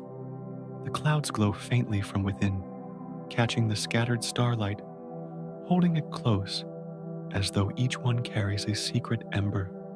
This glow is not fierce, but tender, a reminder of warmth lingering even in the depths of shadow. One could imagine the sky inhaling, drawing the clouds together, and then exhaling, letting them drift apart again, each cycle so slow and so steady, it feels like the rhythm of eternity itself. The watcher beneath them can almost feel this rhythm passing through their own body, as if their breath has fallen into harmony with the breath of the night. In the folds of the drifting mists, the stars shimmer softly, as though peering through curtains, never quite hidden, never quite revealed. The night does not choose between shadow and light, but allows both to exist together, woven like threads in a tapestry too delicate to separate. It is this balance that creates the sense of calm, the feeling that nothing is rushed, nothing is broken, but that all things share the same slow pulse. Another breath deep and hushed. The drifting of the clouds becomes like the turning of thought itself, the way memories surface and dissolve, returning not as sharp images, but as gentle feelings, almost forgotten yet strangely familiar. The sky seems to dream in this way, shifting its face, but never changing its essence, murmuring silently, as though it remembers stories too old for words. And in this dreaming, the listener too can drift thoughts, loosening the weight of the day, falling away until the mind itself feels like a cloud weightless, drifting across an endless night. The darkness does not vanish beneath these clouds, but it softens, becoming something tender rather than vast. It feels like a blanket stretched over the world, warmed by the faint light hidden in its folds. To lie beneath it is to feel sheltered, to feel that the sky is not only a distance above, but a presence that breathes, that moves, that keeps watch in silence. The clouds carry this presence, drifting not with urgency, but with devotion, as though each movement is a promise that the night will continue steady and unbroken. A pause like a heartbeat that slows. Some might imagine the clouds as the sky's own sighs, exhalations of a being too vast to see, too patient to hurry. They seem to whisper that the night itself is alive, that the universe does not only spin and burn, but also rests, also sleeps, also breathes in rhythms we can feel, if only we become quiet enough to listen. Each cloud is then not only vapor, not only shadow, but a voice without sound, a presence without form, breathing in and out with the same unending calm. And as they pass the stars behind them, flicker gently, not in protest, but in harmony, as if they too have slowed their shining to match the rhythm of the drifting veils. It is as though the whole sky has agreed to rest, to soften, to move with patience, so that even the vastness does not overwhelm, but instead embraces. The watcher gazing upward feels their own breath deepen, their eyelids grow heavy, for the clouds above seem to cradle not only the stars, but also the one who lies beneath. Another breath, like a lull in a song. In the quiet of these breathing clouds, the night becomes a lullaby, without words, without melody, yet full of rhythm, full of presence. It is the lullaby of movement that does not cease but also never hastens, of light that does not fade but does not demand, of shadows that do not hide but only protect. The listener caught within this lullaby finds the body growing softer, the thoughts dimming like lanterns placed at a distance, until all that remains is the steady, soundless breath of the sky. And so the clouds continue to drift, patient and unhurried, like the inhalation and exhalation of a sleeper who has forgotten all burdens. They remind that even the universe, with its vast and ceaseless motions, has a rhythm that is gentle, a pulse that is calm. The clouds breathe, the night breathes, And in their breathing, the listener too breathes more slowly, more deeply, more at peace. Nothing is forced, nothing is hurried, for the sky itself whispers that time flows best when it flows, like breath unbroken, unafraid, unending. As the journey drifts farther outward, what once stretched wide across the night begins to gather itself into something smaller, something more fragile. The long river of stars, which seemed endless when seen from within, now folds into a single curve of light, thin as a thread, delicate as breath on glass. It does not vanish, it does not weaken, but simply changes, becoming a circle, glowing faintly in the vast embrace of the dark. From this distance, the immensity does not disappear, but takes on another form, showing how even the greatest patterns can be held inside a single, quiet ring. The darkness around it swells like an ocean without shore, and within that ocean, the luminous band floats neither trembling nor hurried. It feels as though the whole sky has cupped its hands to hold this delicate light, to protect it, to keep it from scattering into nothingness. To look upon it is to understand that distance does not erase but refines until the familiar becomes something both smaller and greater at once. The river becomes a circle, the circle becomes a lantern, and the lantern becomes a memory glowing softly at the center of a boundless sea. A breath slow and long, the farther the gaze extends, the more the scale of things begins to shift. What was once seen as wide and unending now rests within a wider stillness, and that stillness stretches on, quiet and patient. The fragile ring of light does not seem diminished in this vastness, but rather crowned by it, like a jewel set into the velvet of the night. Its glow is not harsh, but tender, and through its tenderness, the enormity of space begins to feel gentle, almost kind. One can sense that the immensity is not empty, but filled with a silence so deep it becomes presence itself. The circle glimmers faintly, like the outline of a doorway, hinting at spaces beyond, yet not urging entry, only reminding that there is always more.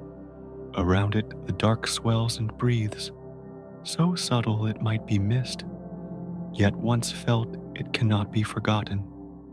The listener may sense their own chest rising and falling in time with this larger rhythm, as though the night has reached out and folded them into its breath.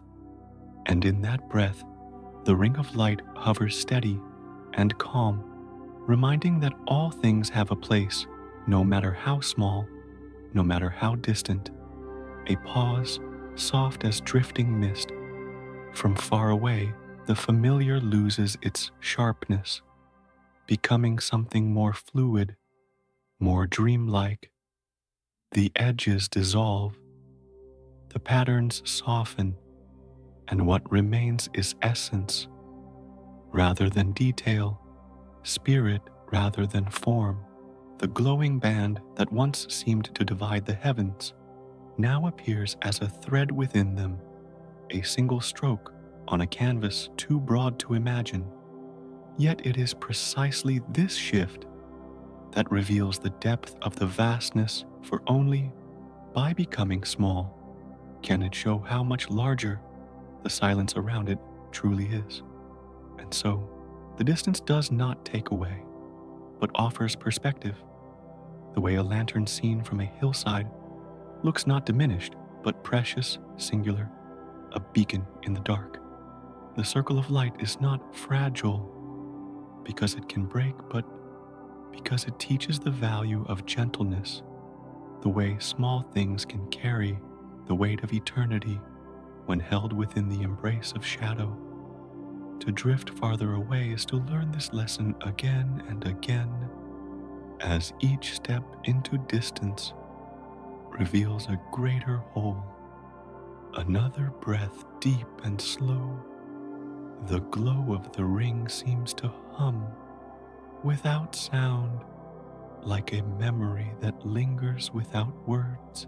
It is steady, but never still, for even as it shines, it is part of a turning, a slow and ceaseless rotation that echoes the rhythm of the universe itself. From here, that motion cannot be seen, but it can be felt, like the quiet rocking of a cradle, like the pulse that carries life, unseen beneath the surface.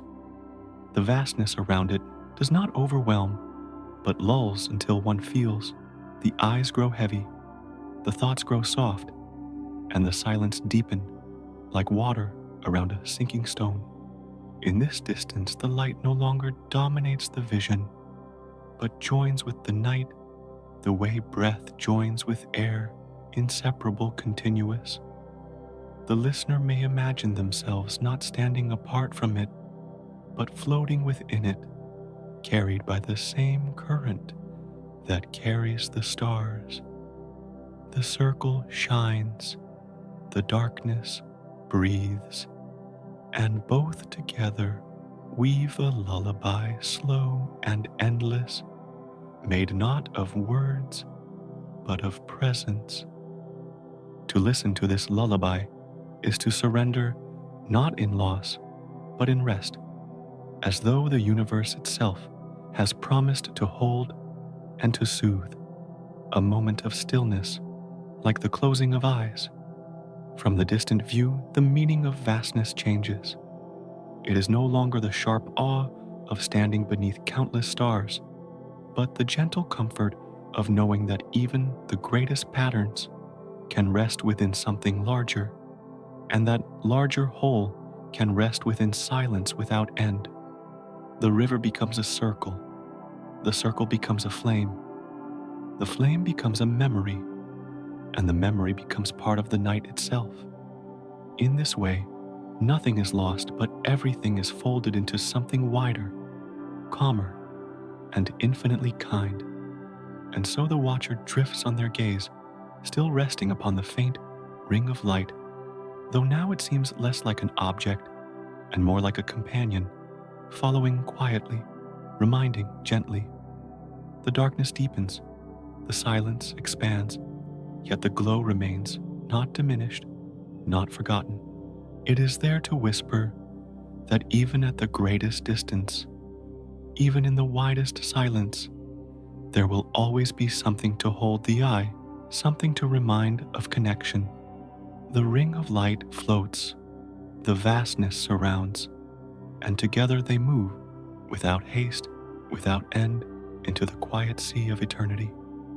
Far beyond the faint ring of light that had gathered into a gentle circle, another glow drifts across the dark, as though it were a boat without shore, gliding soundlessly over a sea of night. It does not rush. It does not claim attention. It simply moves, steady and unhurried, carrying with it the impression of something that has always been there. Its distance does not turn it into a stranger, but instead into a quiet reminder, a companion that though far still feels close. To watch it is to feel the strange comfort of seeing a face in a dream, half remembered, yet soothing in its familiarity. The light stretches in a line so faint it might almost dissolve into shadow, yet it lingers like breath on the edge of glass. Around it, the dark spreads endlessly, but the line does not vanish.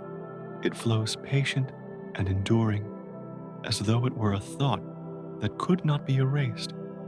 It seems to carry a message that no words could hold, a presence that does not need to speak to be understood.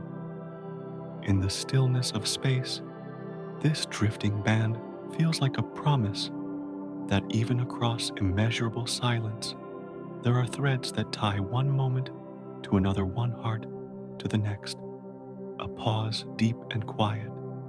The further one drifts, the more this faraway companion becomes a part of the landscape of night. It is not loud like the sun, nor near like the moon, but it has its own kind of closeness, not through proximity, but through resonance. Its glow is faint, and yet it carries a warmth that touches memory, as if it had always been known. The stars scattered around it flicker like whispers, but this band of light holds steady like the line of a horizon at dusk. Its distance does not separate, but enfolds until the observer feels not apart from it, but gently drawn into its path. And the darkness, instead of overwhelming, becomes softer for its presence, like the silence between notes that allows a song to breathe. One may imagine that the night itself inhales and exhales through this drifting companion, as though the universe were sighing slowly without end. It is in this rhythm that comfort is found, the reassurance that nothing drifts alone, and that even in the vastness, there will always be another light, another companion, gliding gently nearby. Another breath slow, unbroken. From afar, it resembles a bridge of light, a span drawn across the dark, as though connecting what lies on either side of an unseen sea. Ancient minds may have dreamed of it as a crossing a path from one world to another, or a thread binding separated lovers.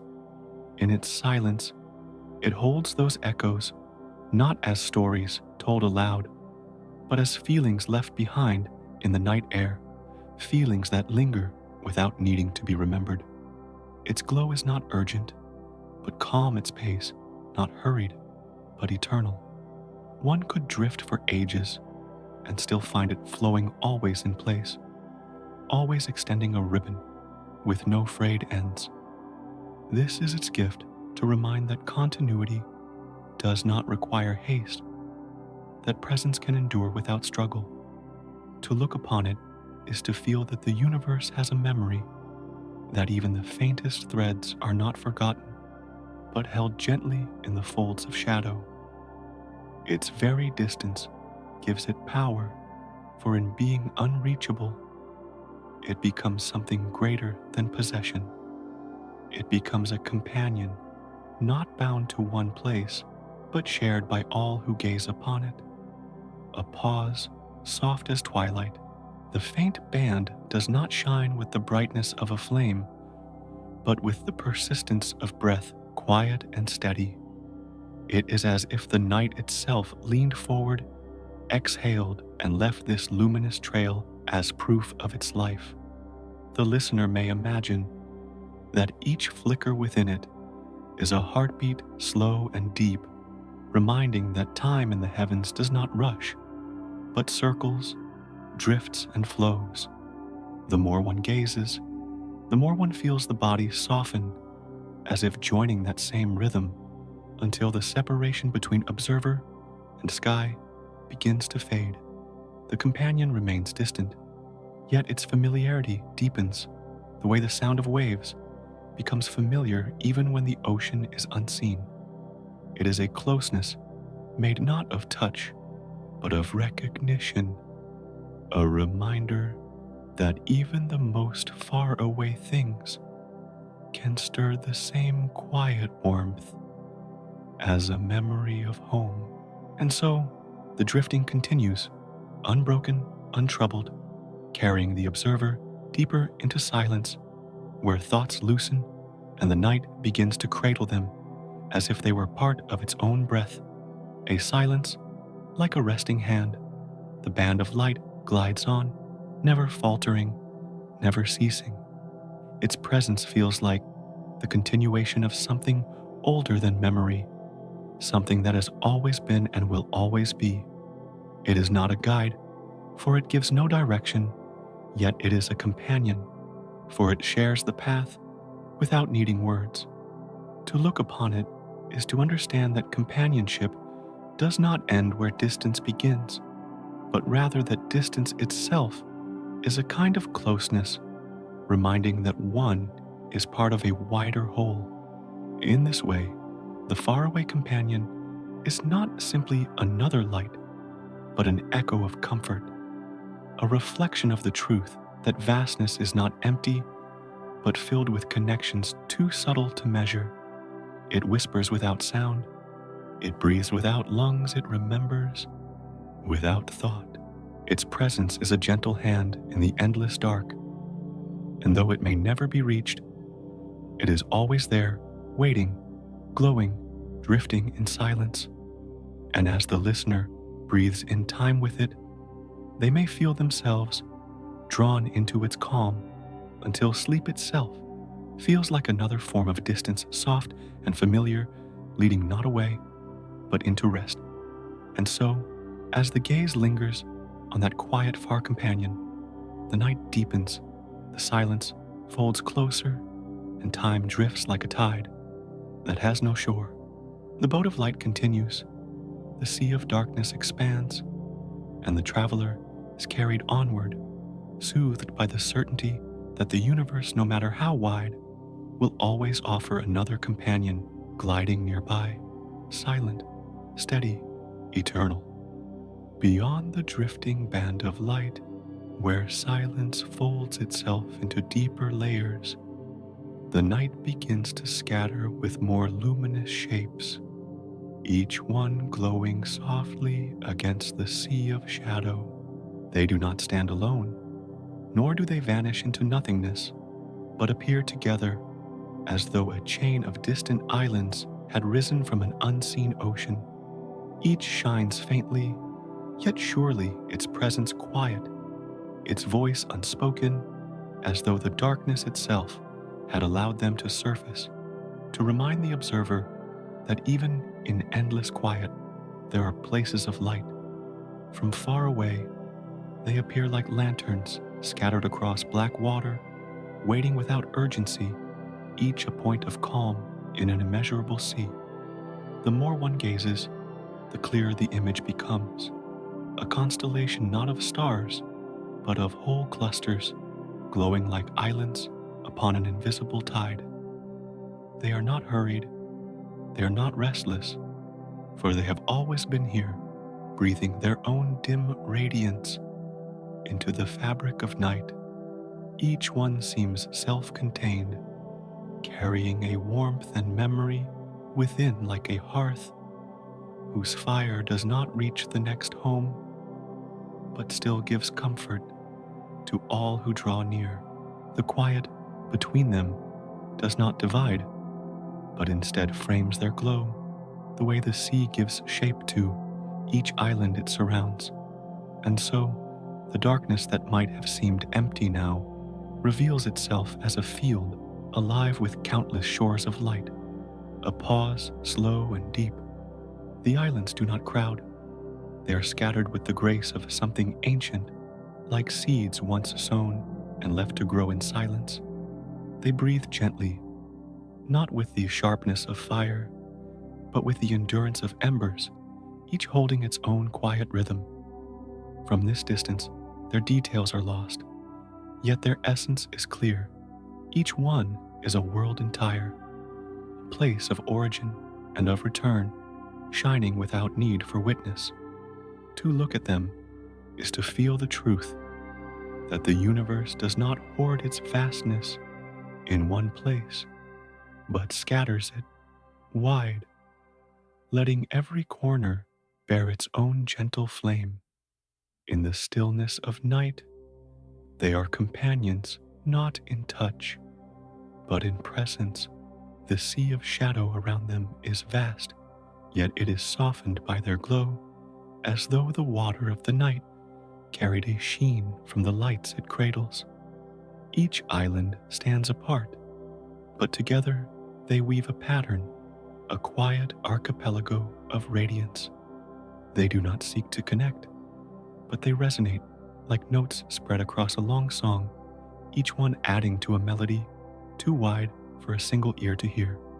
To float among them is to be surrounded not by solitude, but by a vast company of silent companions, each offering its own stillness as part of the whole. Another breath, long and gentle.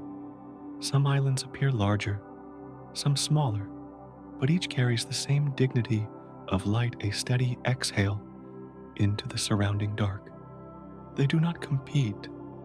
They do not diminish one another, for in their quiet there is no struggle. They exist as though they were always meant to their radiance, a simple continuation of being. To gaze upon them is to feel that there is no need for haste, no demand for more, only the acceptance of what already is. And in that acceptance, peace rises like mist lifting from a calm sea. Between them lie stretches of pure darkness, yet this darkness does not erase it, only deepens the glow, making each island appear more tender, more fragile, more enduring. The silence between them is not an emptiness, but a breathing space, a resting place where thought can soften. And as the gaze moves slowly from one island to the next, the rhythm of this spacing becomes clear, like the cadence of waves upon an unseen shore. It is a rhythm that lulls, that soothes, that carries one deeper into the night, a stillness soft as the hush before dawn. As the vision widens, the islands gather into clusters, forming patterns like constellations upon the ocean of the dark. Each cluster holds its own harmony, its own silent balance, like families of light leaning toward one another across the gulf of shadow. Their arrangement feels neither random nor rigid, but flowing as though they too were carried on some greater tide, slow and unending. The spaces between grow larger, the sea broader, but still the islands persist shining as markers of continuity in the expanse. And so the dark is not a void, but a sea threaded with endless shores. Each island carries its own memory, though unseen. One might imagine that within each glow lies a story too vast for words, a history of light breathing into shadow, then shadow breathing it back. To see them is to feel that every flicker, every shimmer is a testimony to survival, to endurance without noise. They are reminders that even the faintest flame, held long enough, becomes a beacon, not through power, but through patience. And in this patience, the listener may feel their own breath, slow their own heartbeat, soften until body and thought move in the same rhythm as the archipelago of night. A pause, like the settling of waves. The further the vision drifts, the smaller each island seems, until they become not glowing lands, but faint sparks upon the canvas of dark. Yet even then, their presence is undeniable, for their faintness does not erase their truth. It is in this shrinking that vastness is revealed, in the realization that countless small lights can fill an immeasurable sea. The mind loosens at the thought, not grasping, not holding, but simply drifting, as though floating upon the tide that carries the archipelago forever outward. And so the islands of light remain scattered across the shadowed sea, each one steady, each one enduring. They do not fade when the gaze turns away, for they are part of the deep memory of the night, part of the breath of the cosmos. To rest within their sight is to feel embraced not by one world, but by countless, each distant, yet all together, forming a harmony beyond reach.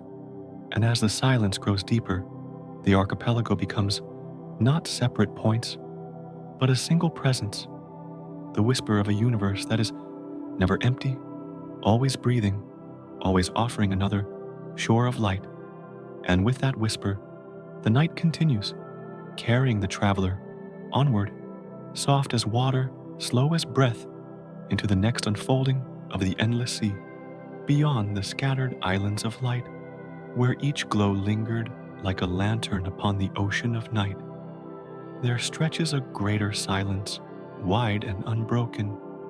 It is not a silence that feels empty, but one that seems to breathe, rising and falling, like the chest of a sleeper, lost in deep rest. Between the islands, this space extends without measure, smooth as glass, calm as still water that has never known the wind. There is no boundary, to see no shore to promise arrival, only the dark, folding endlessly into itself, patient and quiet. And within it, everything drifts not with purpose, but with the gentle surrender of things that have always belonged to the current.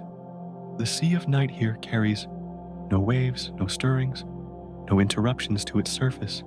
It is vast and yet soft, not sharp or forbidding, but tender, like a dark fabric stretched across eternity. To look into it is to feel the eyes sink deeper than sight, as though the darkness holds its own gravity, its own way of pulling thought inward. And in that, pulling the mind loosens like a leaf floating further from the branch, carried not by effort, but by the simple drift of time.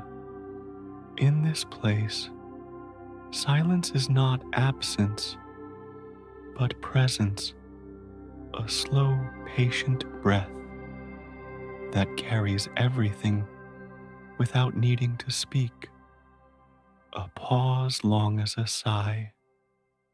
As the gaze lingers, the space seems to hum with its own stillness, not a sound to be heard, but a resonance felt within the chest where the breath slows to match its rhythm.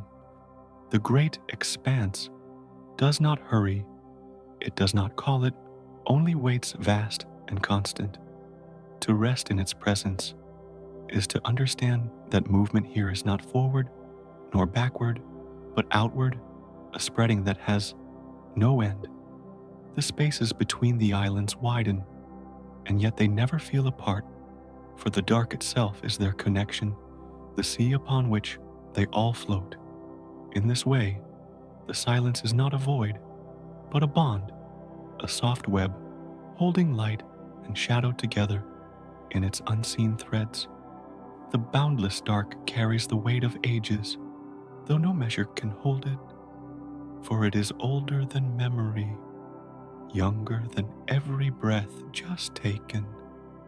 It is not cold, but neither is it warm. It is simply what remains when all else is stilled. To drift here is to feel one's own smallness dissolve not in fear, but in release, as though the self no longer needs to define its edge. One becomes part of the expanse, a note, held within the endless song of night, faint, but eternal, fragile but unbroken. And in that merging, the heart finds quiet, as though soothed by the hand of the infinite. Another breath, steady and slow. The expanse, though silent, is not lifeless. It shifts gently, like a tide too vast to notice. In the moment, a tide that has no beginning and no end. The stars upon its surface gleam like pebbles, scattered by some unseen hand, yet the sea between them is what gives them their meaning. Without the dark, their light would have no home. Without the silence, their voices would not be heard. And so the endless gulf is not absence but canvas, the backdrop upon which all radiance unfolds. It is the quiet that makes the song possible, the rest that makes the dance graceful. As the mind drifts deeper, the perception of space grows softer, as if the vastness itself begins to cradle thought. The black sea seems endless, but in its endlessness lies a comfort, for there is no need to measure, no need to seek an end. It is enough to float enough, to breathe enough, to know that in this ocean of shadow, one is always carried. The silence becomes a companion, not distant, but near breathing, alongside the stars and alongside the heart that listens. And in this companionship, the sense of loneliness fades, replaced by the gentle truth that everything belongs to this sea, a stillness like night pressing softly against the window. The boundless expanse feels like memory and future at once, as if all things that have been and all things that will be are held here folded into layers too deep to unravel. It asks nothing, it promises nothing, it simply is, and in its being, it teaches stillness. To gaze into it is to accept the rhythm of eternity, where beginnings and endings lose their sharpness, and all becomes part of a continuous flow. In that flow, the listener may feel the body grow heavier, as if sinking deeper into rest, while the mind grows lighter, floating upward like a feather caught on a breeze. The balance is gentle, seamless, natural, as though sleep itself were written into the language of the cosmos. The further the view extends, the more the islands fade into pinpoints, until only the vast sea of dark remains unbroken, unbound. But instead of fear, there is calm, for the infinite night does not close in, it opens outward, offering more space, more breath, more silence. To be surrounded by such immensity is to be freed from measure, freed from urgency. The thought of edges vanishes, replaced by the embrace of the endless soft, as the breath of a sleeper eternal, as the rhythm of stars. And so, the boundless expanse lingers not as a challenge, but as a lullaby, a song without words sung by the silence itself. It does not fade when the gaze turns, for it is everywhere, holding everything. It is the still water beneath every current, the breath behind every whisper of light. And in its quiet presence, one finds rest, one finds peace, one finds the slow drifting that leads not away, but deeper, deeper into the calm. A breath slow, full and fading. The journey does not end here, for the night continues carrying the traveler further toward new visions, toward wider horizons. Yet before those appear, the silence of the expanse settles fully, wrapping the listener like a cloak of shadow, soft and eternal. It is a pause, a resting place, before the next unfolding, a reminder that in the universe even stillness moves, and even silence speaks. From the still expanse, where silence stretched like an endless sea, faint threads began to appear, delicate and nearly invisible, yet steady as breath. They reached out from one island of light to another, spun across the vast gulf, as though some unseen hand had drawn lines upon the night. These filaments did not blaze like the stars, nor shift like the drifting clouds of starlight, but lingered quietly, as though the darkness itself were woven with a pattern too fine to see at first glance. And slowly, the mind begins to notice that the universe is not scattered, but bound, that the spaces are not empty, but bridged by these unseen strands. The threads glowed faintly, not with fire, but with memory, as though each one carried the whisper of countless journeys taken across the dark. They stretched far beyond what the eye could hold, curving gently, weaving in silence, until the night itself seemed to change, no longer a sea of islands adrift, but a tapestry stretched wide, its design too large to grasp its threads, too many to count. And within that tapestry, every star and every shadow found its place held not alone, but as part of the whole. The universe appeared in that breath like a cloth worn smooth by time, ancient and infinite, yet breathing, still expanding softly, as though with the rise and fall of its own chest. A pause, like a thread glimmering before it vanishes again.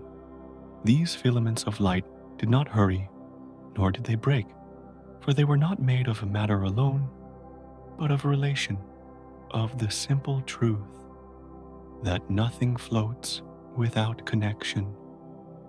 They stretched and curved soft arcs that tied the galaxies together, forming a lattice so delicate it could be mistaken for dream. Yet in its delicacy lay strength, for it held vastness without end, kept drifting worlds in quiet communion. To rest within this thought is to feel the gentle weight of belonging, to know that even in distance there is never true separation. The web shimmered as if breathing, pulsing faintly like the rise of a tide unseen. It was not uniform, not rigid, but organic, spreading like roots of an ancient tree into soil that had no depth, only endlessness, and each strand seemed to hum with quiet resonance.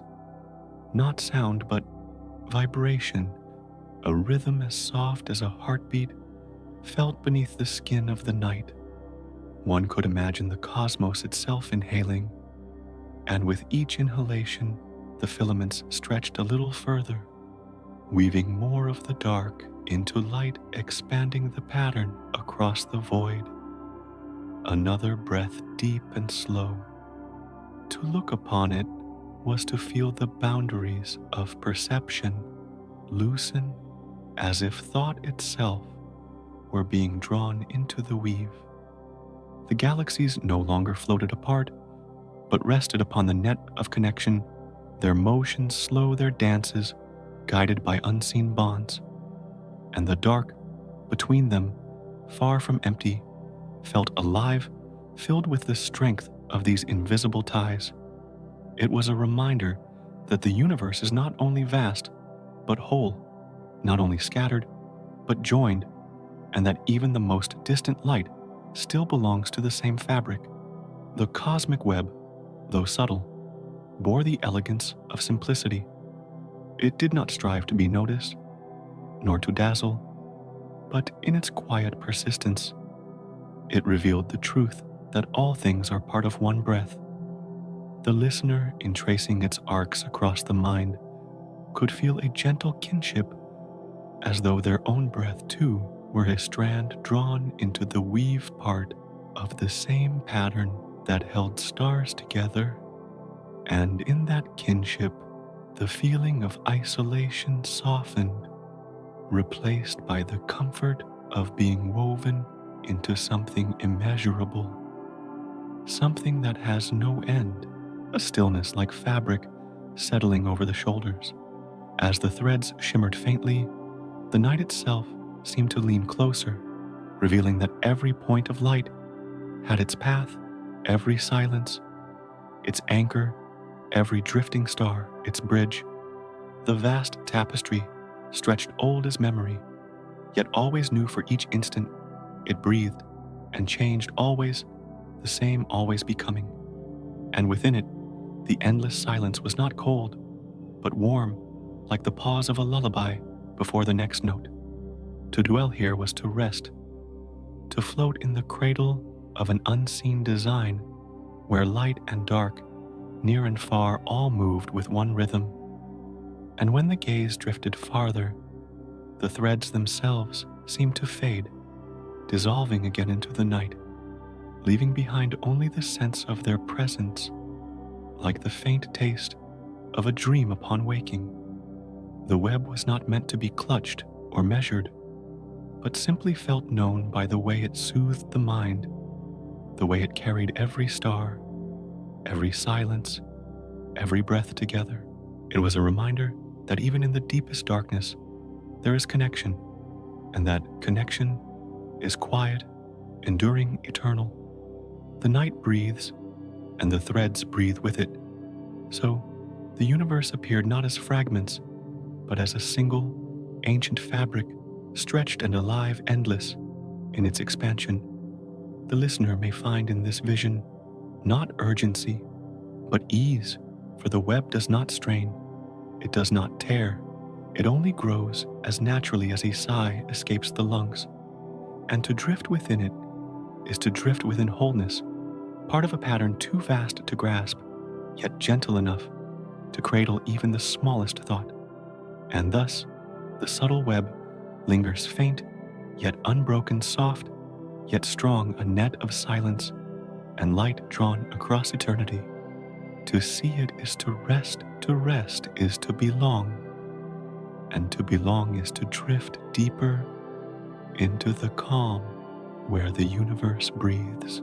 From the quiet threads that stretched unseen across the night, the gaze drifted farther until even those connections softened, and all that remained were points of light scattered upon a background too wide to hold. At this distance, galaxies once vast as islands shrank into tiny sparks, faint glimmers resting upon an immeasurable canvas. The dark between them was no longer empty, but part of the painting itself, a backdrop that allowed the lights to glow. It was as if the universe had become a single mural spread across eternity, without frame, without end. Each point of light rested like a brush stroke, simple and small, yet together forming something greater than the sum of their parts.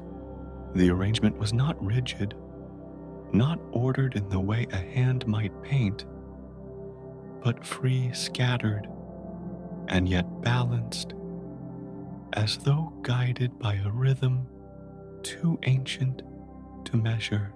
It gave the impression of drifting petals on an endless pond, or grains of sand scattered by the wind across a desert without edges. From far away, the stars were not individual, but collective, composing a vision that shimmered and receded with every breath. A pause as though the night itself inhaled. The tapestry of the universe stretched outward, not contained by space, but woven into it. Darkness became thread light, became stitch, and the whole appeared as fabric, delicate, endless, alive. Its weave could not be touched, its edge could not be traced, yet its presence was undeniable, pressing softly against the mind, wrapping thought in the folds of its immensity. Looking upon it was like gazing into a dream that never ended, a vision that invited rest rather than answer. This painting had no beginning, no center, no final line. Wherever the gaze settled, new patterns appeared, shapes formed and dissolved, like clouds drifting across the sky. The stars, though distant, created constellations, not by design, but by perception, as though the human mind could not help but find meaning in the scatter of eternity. And yet beyond these imagined patterns, the tapestry remained what it was, infinite, unbroken, flowing outward in every direction, a breath slow and deep. The endless mural was not silent in spirit, though no sound escaped it. It carried with it a hum, subtle and steady, the quiet resonance of something too large to comprehend. This hum was not to be heard, but to be felt, as though it lived within the chest, aligned with the slow rise and fall of breath. To drift in this vision was to surrender to its rhythm, to let thought dissolve into the soft unity of dark and light. It was a painting without painter, yet with every detail suggesting intention. The faintest star, barely visible, held as much weight in the design as the brightest cluster. Even the shadows, the long stretches of quiet dark, were strokes in the whole necessary to give depth and contrast to the light. Without the night, the tapestry would lose its meaning, for light cannot shine without silence to surround it. And so the void was not absence, but presence, a brushstroke as vital as the stars themselves. Another pause, soft as a lull. To see the universe as a painting is to accept its paradox that something so vast can feel both infinite and intimate, both overwhelming and comforting.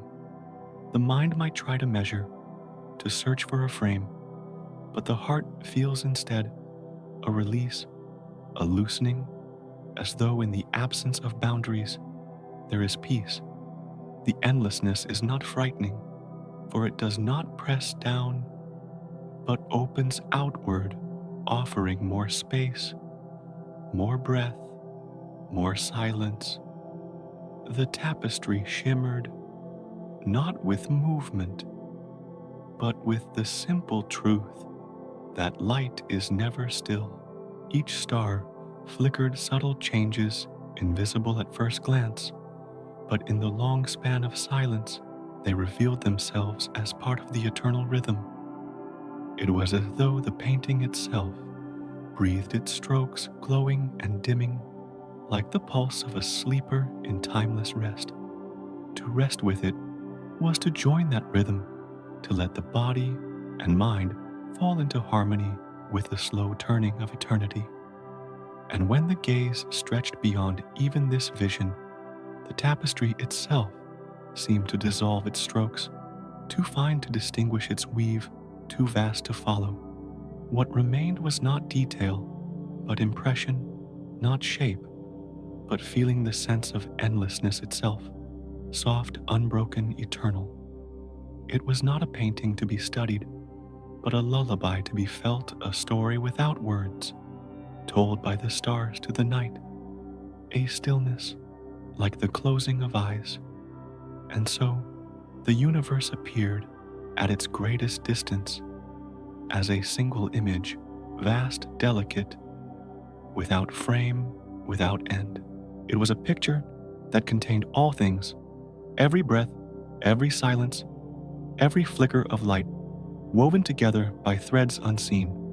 To gaze upon it was to dissolve into it, to become part of its design, a point of light upon the canvas, a note within the song. And in that dissolution, peace arose quiet and deep, as though the soul itself were being wrapped within the folds of the infinite. The night continued, carrying this vision forward, not ending it, but letting it drift into the next silence. For in the universe, no painting is final, no pattern is fixed, only the endless unfolding, soft and eternal like breath itself. From the endless tapestry, where every star rested like a brush stroke upon the dark, a single glow seemed to linger faint and ancient, as though it had wandered longer than memory itself. It was not bright, not sharp, but soft, almost transparent, like the breath of a candle that has nearly gone out. This light did not claim the night, nor pierce the silence, but touched it gently, the way a whisper brushes past the ear and is gone. It felt less like something to see, and more like something to remember, a remnant of a story long finished, yet still echoing faintly in the quiet. The light hovered, as if unsure of its place, trembling upon the edge of the void, neither gone nor fully present. Around it, the dark spread vast and deep, embracing it with patience, as though waiting for the moment it would finally dissolve. Yet in its fragility, the light carried weight, the way a single word can linger long after the voice has fallen silent. It was a relic of distance of time, too wide to measure, and in its presence, the universe seemed to pause, holding still for one more breath, a pause soft as the flicker itself. The last light did not fight the dark, for there was no struggle here, no triumph, no defeat. Instead, it leaned into the silence, allowing itself to thin, to fade, to become part of the breath that surrounded it. In this surrender, there was peace, a quiet, deeper than rest, as though the light had always known this was its path. It shimmered, once, then dimmed, not in loss, but in return, like a note, dissolving back into the music that birthed it. And the night, vast and unbroken, seemed to exhale, folding the glow into its endless embrace.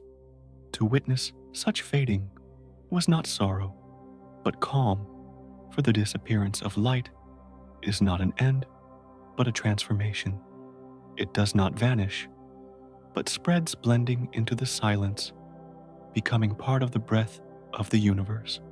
One could imagine it drifting into every corner of the night, so thin it could not be seen, yet still present, still woven into the fabric of eternity. In that thought lay comfort, for nothing is ever truly gone, only changed, only softened, until it is indistinguishable from the stillness that holds it. Another breath, steady and slow. The final glow seemed to hum, not with sound, but with memory, carrying within it the trace of countless journeys, countless orbits, countless silences it had passed through. As it dissolved, it left behind not emptiness, but fullness, as though the night had gained something rather than lost. The stars that remained seemed to lean closer, as if honoring the surrender, while the darkness stretched wider, wrapping itself around the absence like a cloak. And in that vastness, the faint light still lingered, not as a point, but as a presence unseen, yet felt. The listener could imagine the light resting upon their breath, sinking into their chest, dissolving with each inhale and exhale. It was not heavy, but feather-like, carrying with it a quiet reminder that all things drift, all things change, and in that change there is no fear, only continuity. To hold the last light within is to feel both small and infinite a vessel for something older than time, yet as fragile as a sigh in the dark, a stillness like night pressing closer to the skin. As the glow thinned further, the universe grew softer, as though lulled into deeper slumber. The tapestry of stars remained, but the focus shifted no longer on what shines, but on the silence that holds it all. The last light had not been swallowed, but had joined the dark, enriching it with its quiet presence. The night now seemed fuller, richer, as though the glow had only completed what was already whole. It was not absence, but return, not loss, but homecoming. The final shimmer melted into shadow, leaving behind only the memory of its touch, delicate and untraceable, and yet its disappearance brought no emptiness, for the universe is never lacking. Every breath of silence carries what has gone before. Every shadow holds the echo of what once glowed. In this way, the night does not forget, but remembers differently, not with brightness, but with depth, not with flame, but with stillness. And so, the last light lingered, not in vision, but in essence, a whisper that could never be erased, a thread woven invisibly into the endless cloth of the cosmos. To dwell in its fading was to drift closer to sleep, closer to the deep rhythm of night, where the boundaries between breath and silence, between presence and absence, dissolve into one, a breath long and fading. The journey of the glow was not unique, but it was enough, for in the universe, every light follows this path, from shining to softening, from presence to memory, from memory to silence. And in each cycle, the night gains not less, but more its fabric, enriched with the whispers of all that has come before. The listener, too, is part of this fabric, their breath another thread, their stillness another shimmer woven into the whole. The night remained vast. The stars continued their quiet dance, but in the fading of the last light, a lesson was felt that to release is not to end, but to join, not to vanish, but to belong. The silence deepened, the calm widened, and within it rest became inevitable, as though sleep itself were simply the body's way of returning, like light, to the quiet that holds all things. From the last fading glow, the night widened, not in silence alone, but in rhythm, as though the darkness itself were breathing. It seemed to rise and fall, swelling gently, like the ocean beneath a hidden moon sinking softly, like a tide that never rushes. The expanse did not stand still. It pulsed, it exhaled it, inhaled each motion too slow to mark, yet steady, unbroken. Within that movement, every flicker of starlight, every drifting cloud of shadow found its place folded into the larger breath of the cosmos. The darkness expanded, not in haste, but in patience, like lungs filling with ancient air, stretching wider with each pulse, before loosening again, as though sighing across eternity. And in this slow breathing, there was no violence, no interruption, only the assurance of constancy. To sense it was to realize that all things moved with it, the stars circling in their distant arcs, the galaxies spreading like seeds across an unseen field, even the smallest grains of dust caught in a beam of wandering light. Everything breathed, because the darkness breathed, and nothing was outside of its rhythm.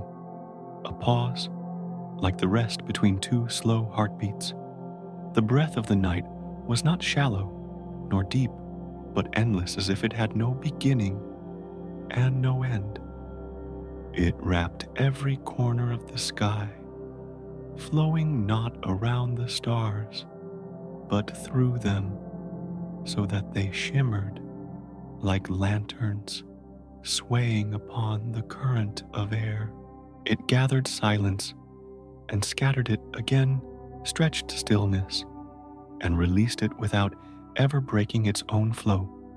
In that rhythm, the listener could rest, for the body too carried a breath, and to align it with the night was to fall into harmony with the universe itself.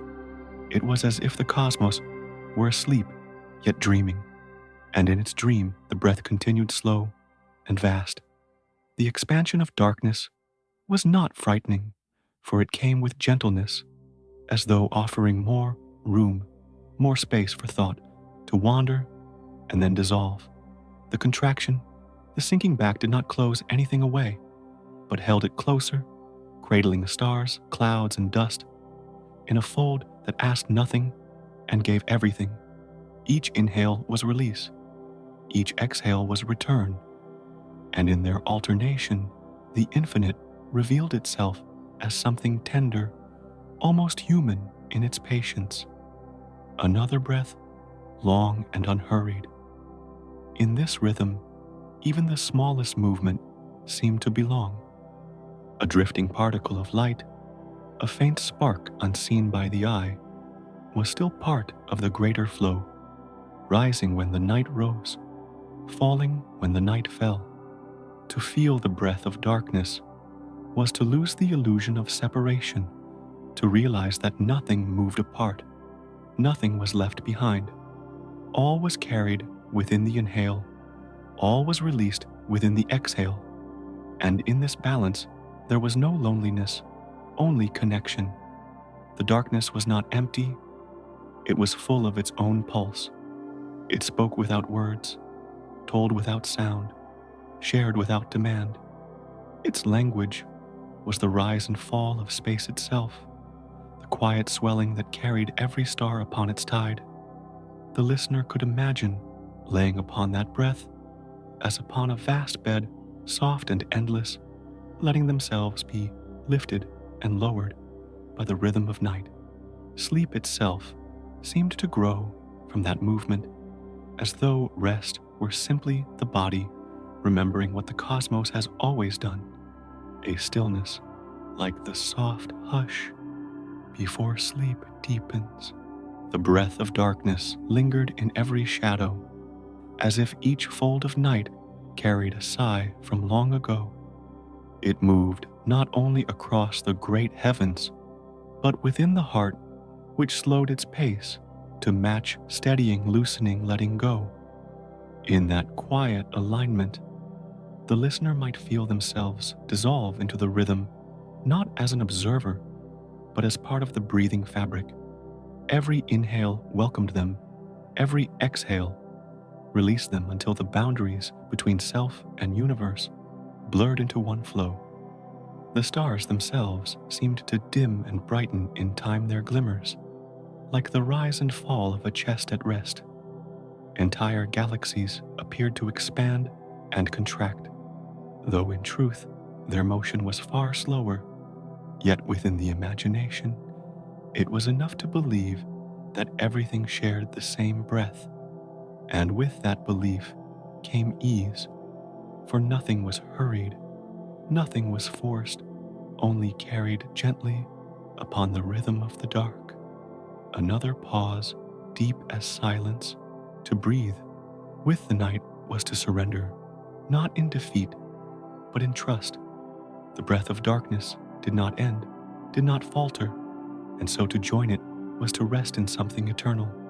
It was the lullaby of the cosmos, the hidden rhythm that underlies all motion, all silence, all sleep. To feel it was to float, to drift, without fear, to dissolve into something greater that asked for nothing but rest. And so the darkness breathed fast and unbroken each rise, a gift each fall, a return. The stars lingered upon its surface, like embers on a tide, glowing faintly as they were carried along. The listener too was part of this, their breath another strand woven into the great inhale and exhale of night. And in knowing this, peace settled fully soft, as shadow eternal, as silence. From the breath of darkness, the gaze drifts closer, and within that endless sea, there appears something so small, so light, it seems almost to vanish before being seen.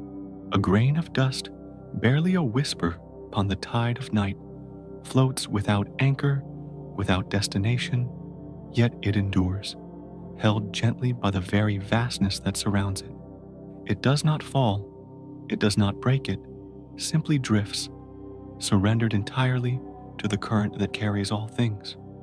In its smallness, there is no danger, only rest, for the sea of darkness knows how to cradle what is fragile.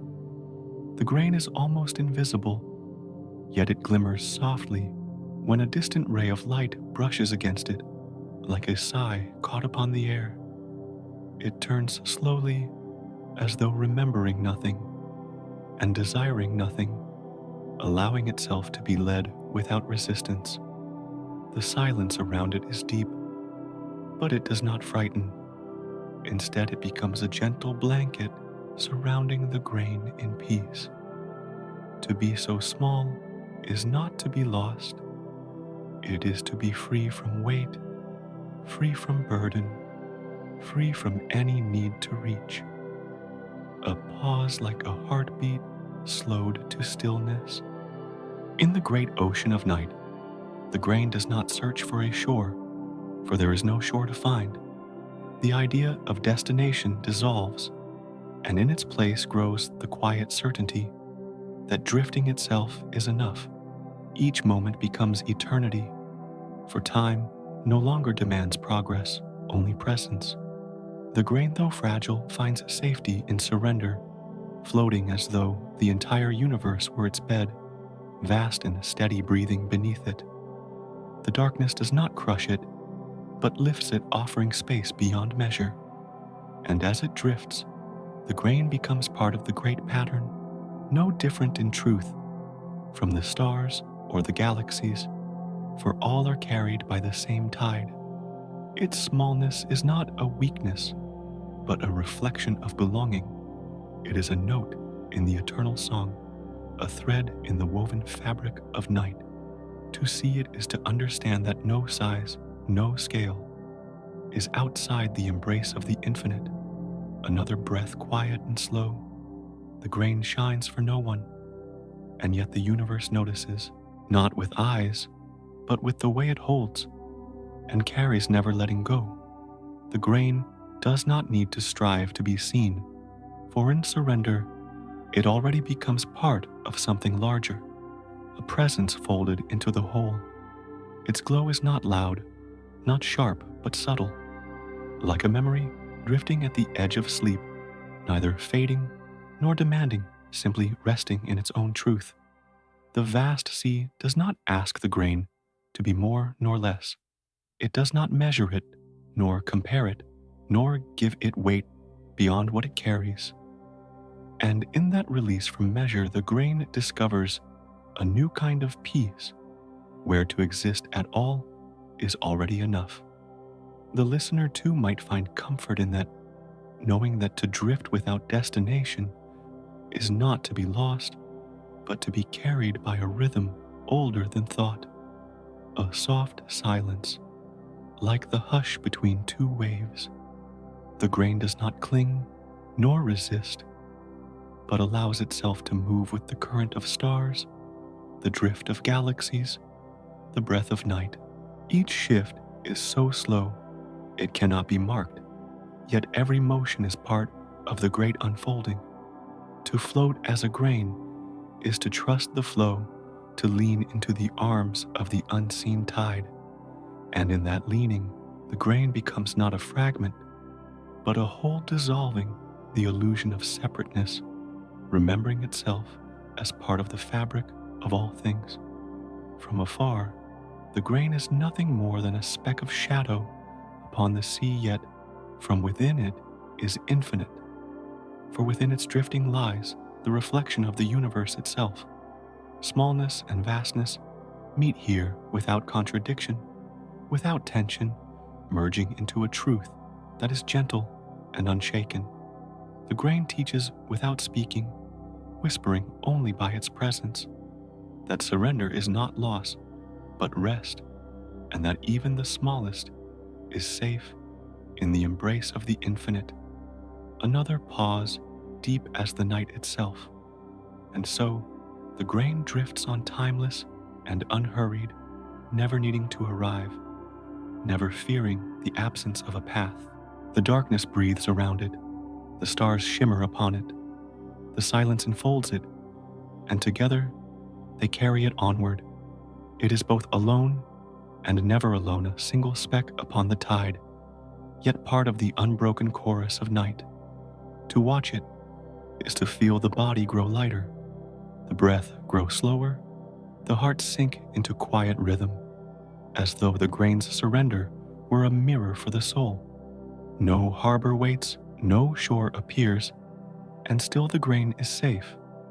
In the stillness of its journey, it discovers the secret of rest, that to drift is enough, that to exist within the breath of darkness is already to belong. And so it drifts, and the listener drifts, with it sinking into the tide of silence, carried deeper into the sleep of stars, where the night breathes and all is at peace. From the ocean of stars there rises again a breath steady and soft, echoing not only from the vastness of the sky, but also from the fragile chambers of life itself.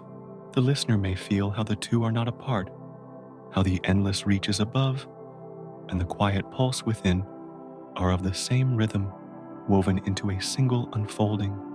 Each inhale of the universe finds its mirror in the chest of a creature, resting in the dark, and each exhale flows outward, carrying both the galaxies and the smallest cells in a movement that knows no separation.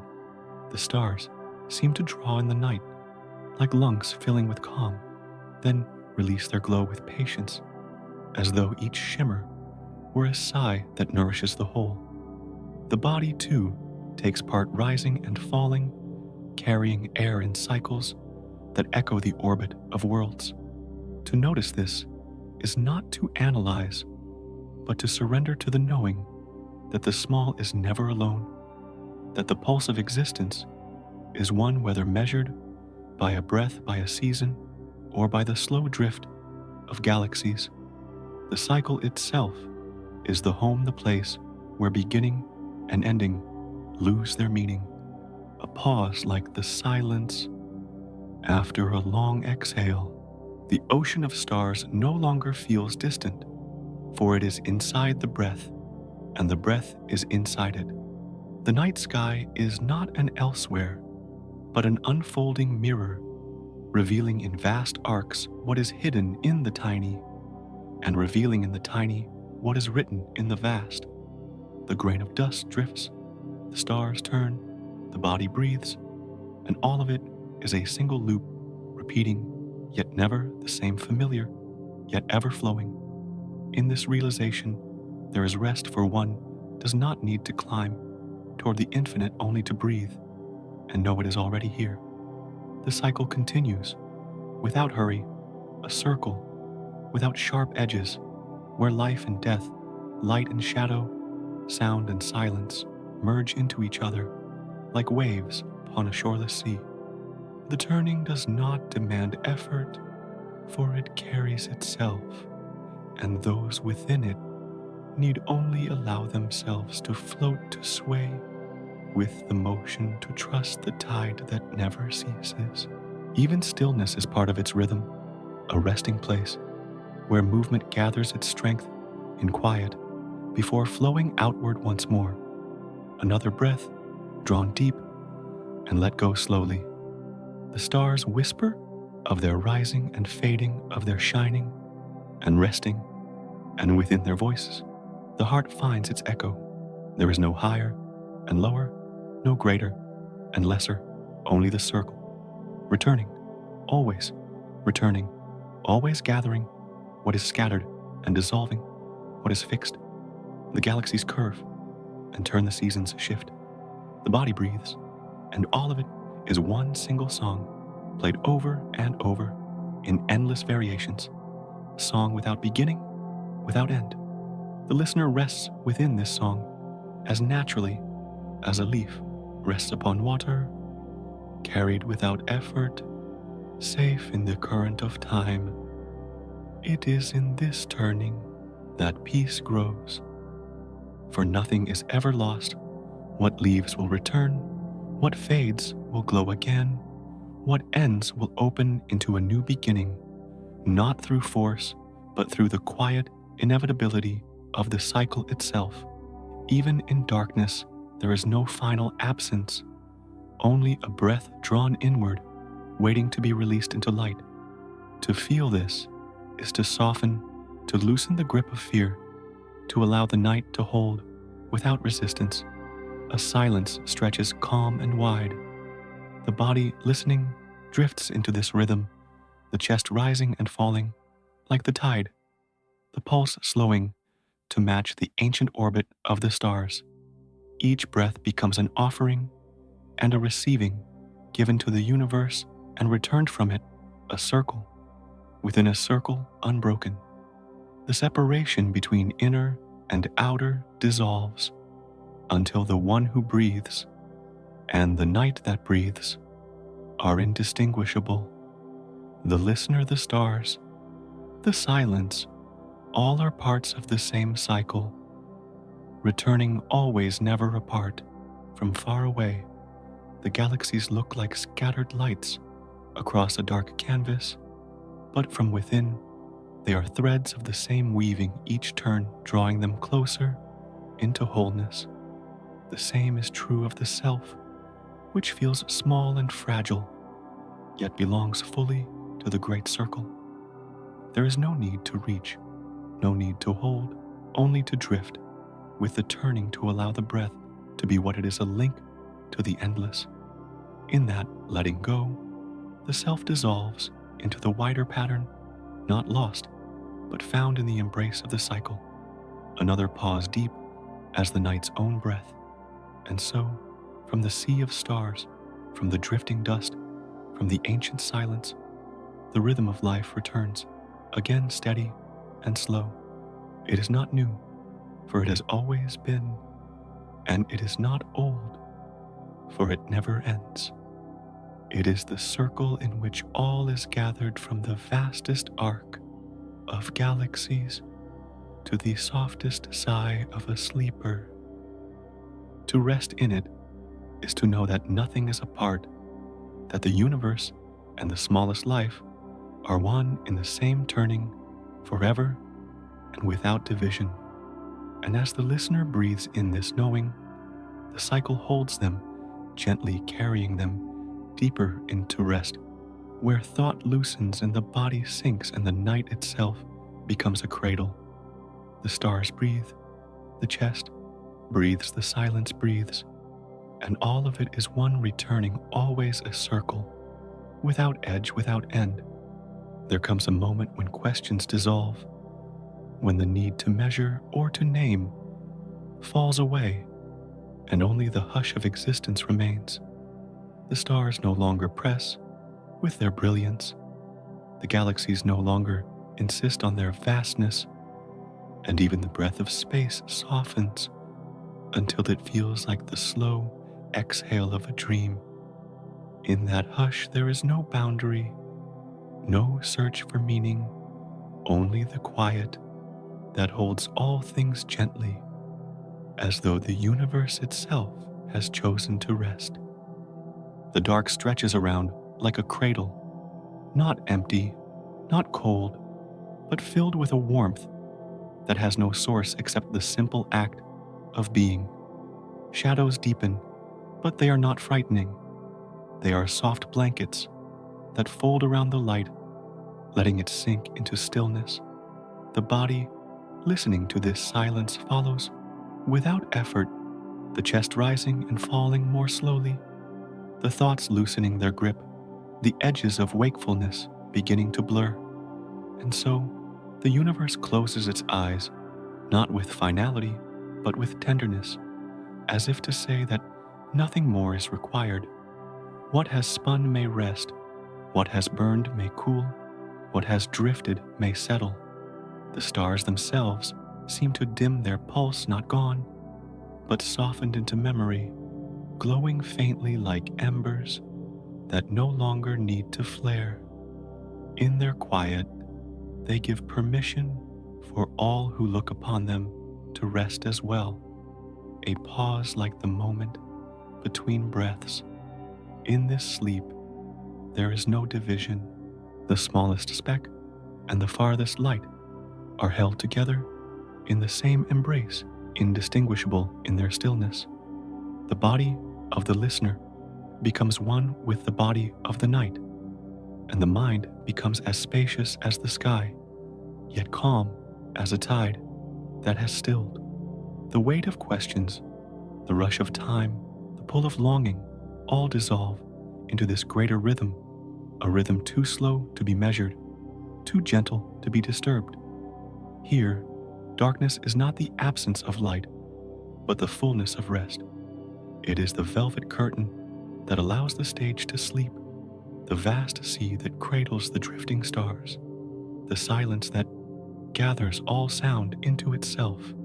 It breathes wide and patient, inhaling all movement and exhaling stillness, until even the thought of separation fades.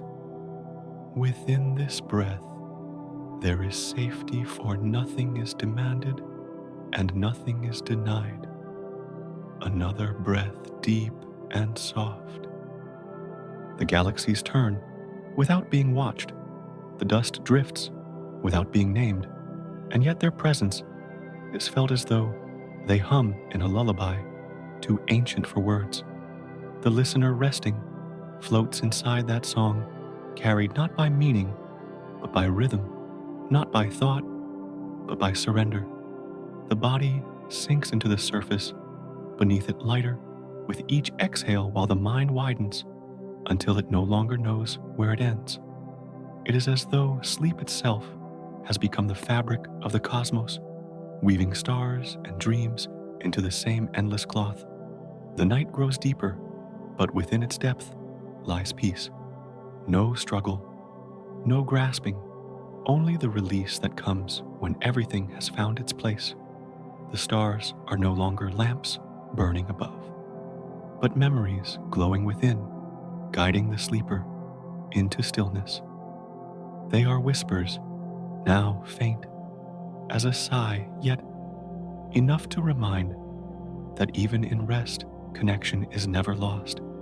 Silence stretches calm and whole. The universe breathes more slowly still, and in its breathing, everything is included. The smallest flicker of life, the widest arc of galaxies, the listener's own chest rising and falling. All of it moves together, all of it pauses together, all of it slips gently into the same dream. The darkness does not end, for it has no edge, but it holds like water, seamless and tender, carrying every spark and every shadow into its embrace. And in this dream, there is no fear, for what could be lost when even endings are only a softer kind of beginning. The fading of a star is the deepening of the night, and the deepening of the night is the widening of the dream. All flows, all rests, all is folded into the great slumber that never ends and never truly begins. To feel this is to be at peace, to know that the universe does not hurry and does not abandon, but cradles all things equally, whether bright or dim, whether vast or small. A final pause, like the silence before sleep, takes hold. The stars are closing their eyes. The galaxies are curling into themselves. The night has spread its arms wide, and the listener drifts with it, softer and softer, lighter and lighter. Thought loosens into silence. Silence loosens into rest, and rest loosens into dream. It is not a dream of places or times, but of being itself, endless, tender whole. And so, in the quiet of the cosmic breath, in the velvet embrace of the dark, the universe itself sleeps, and in its sleeping, it carries all within it, every spark, every sigh, every life. Nothing is outside. Nothing is alone. There is only the dark, gentle, and infinite rocking all of existence into the same unbroken rest, a sleep without edges, a sleep without end.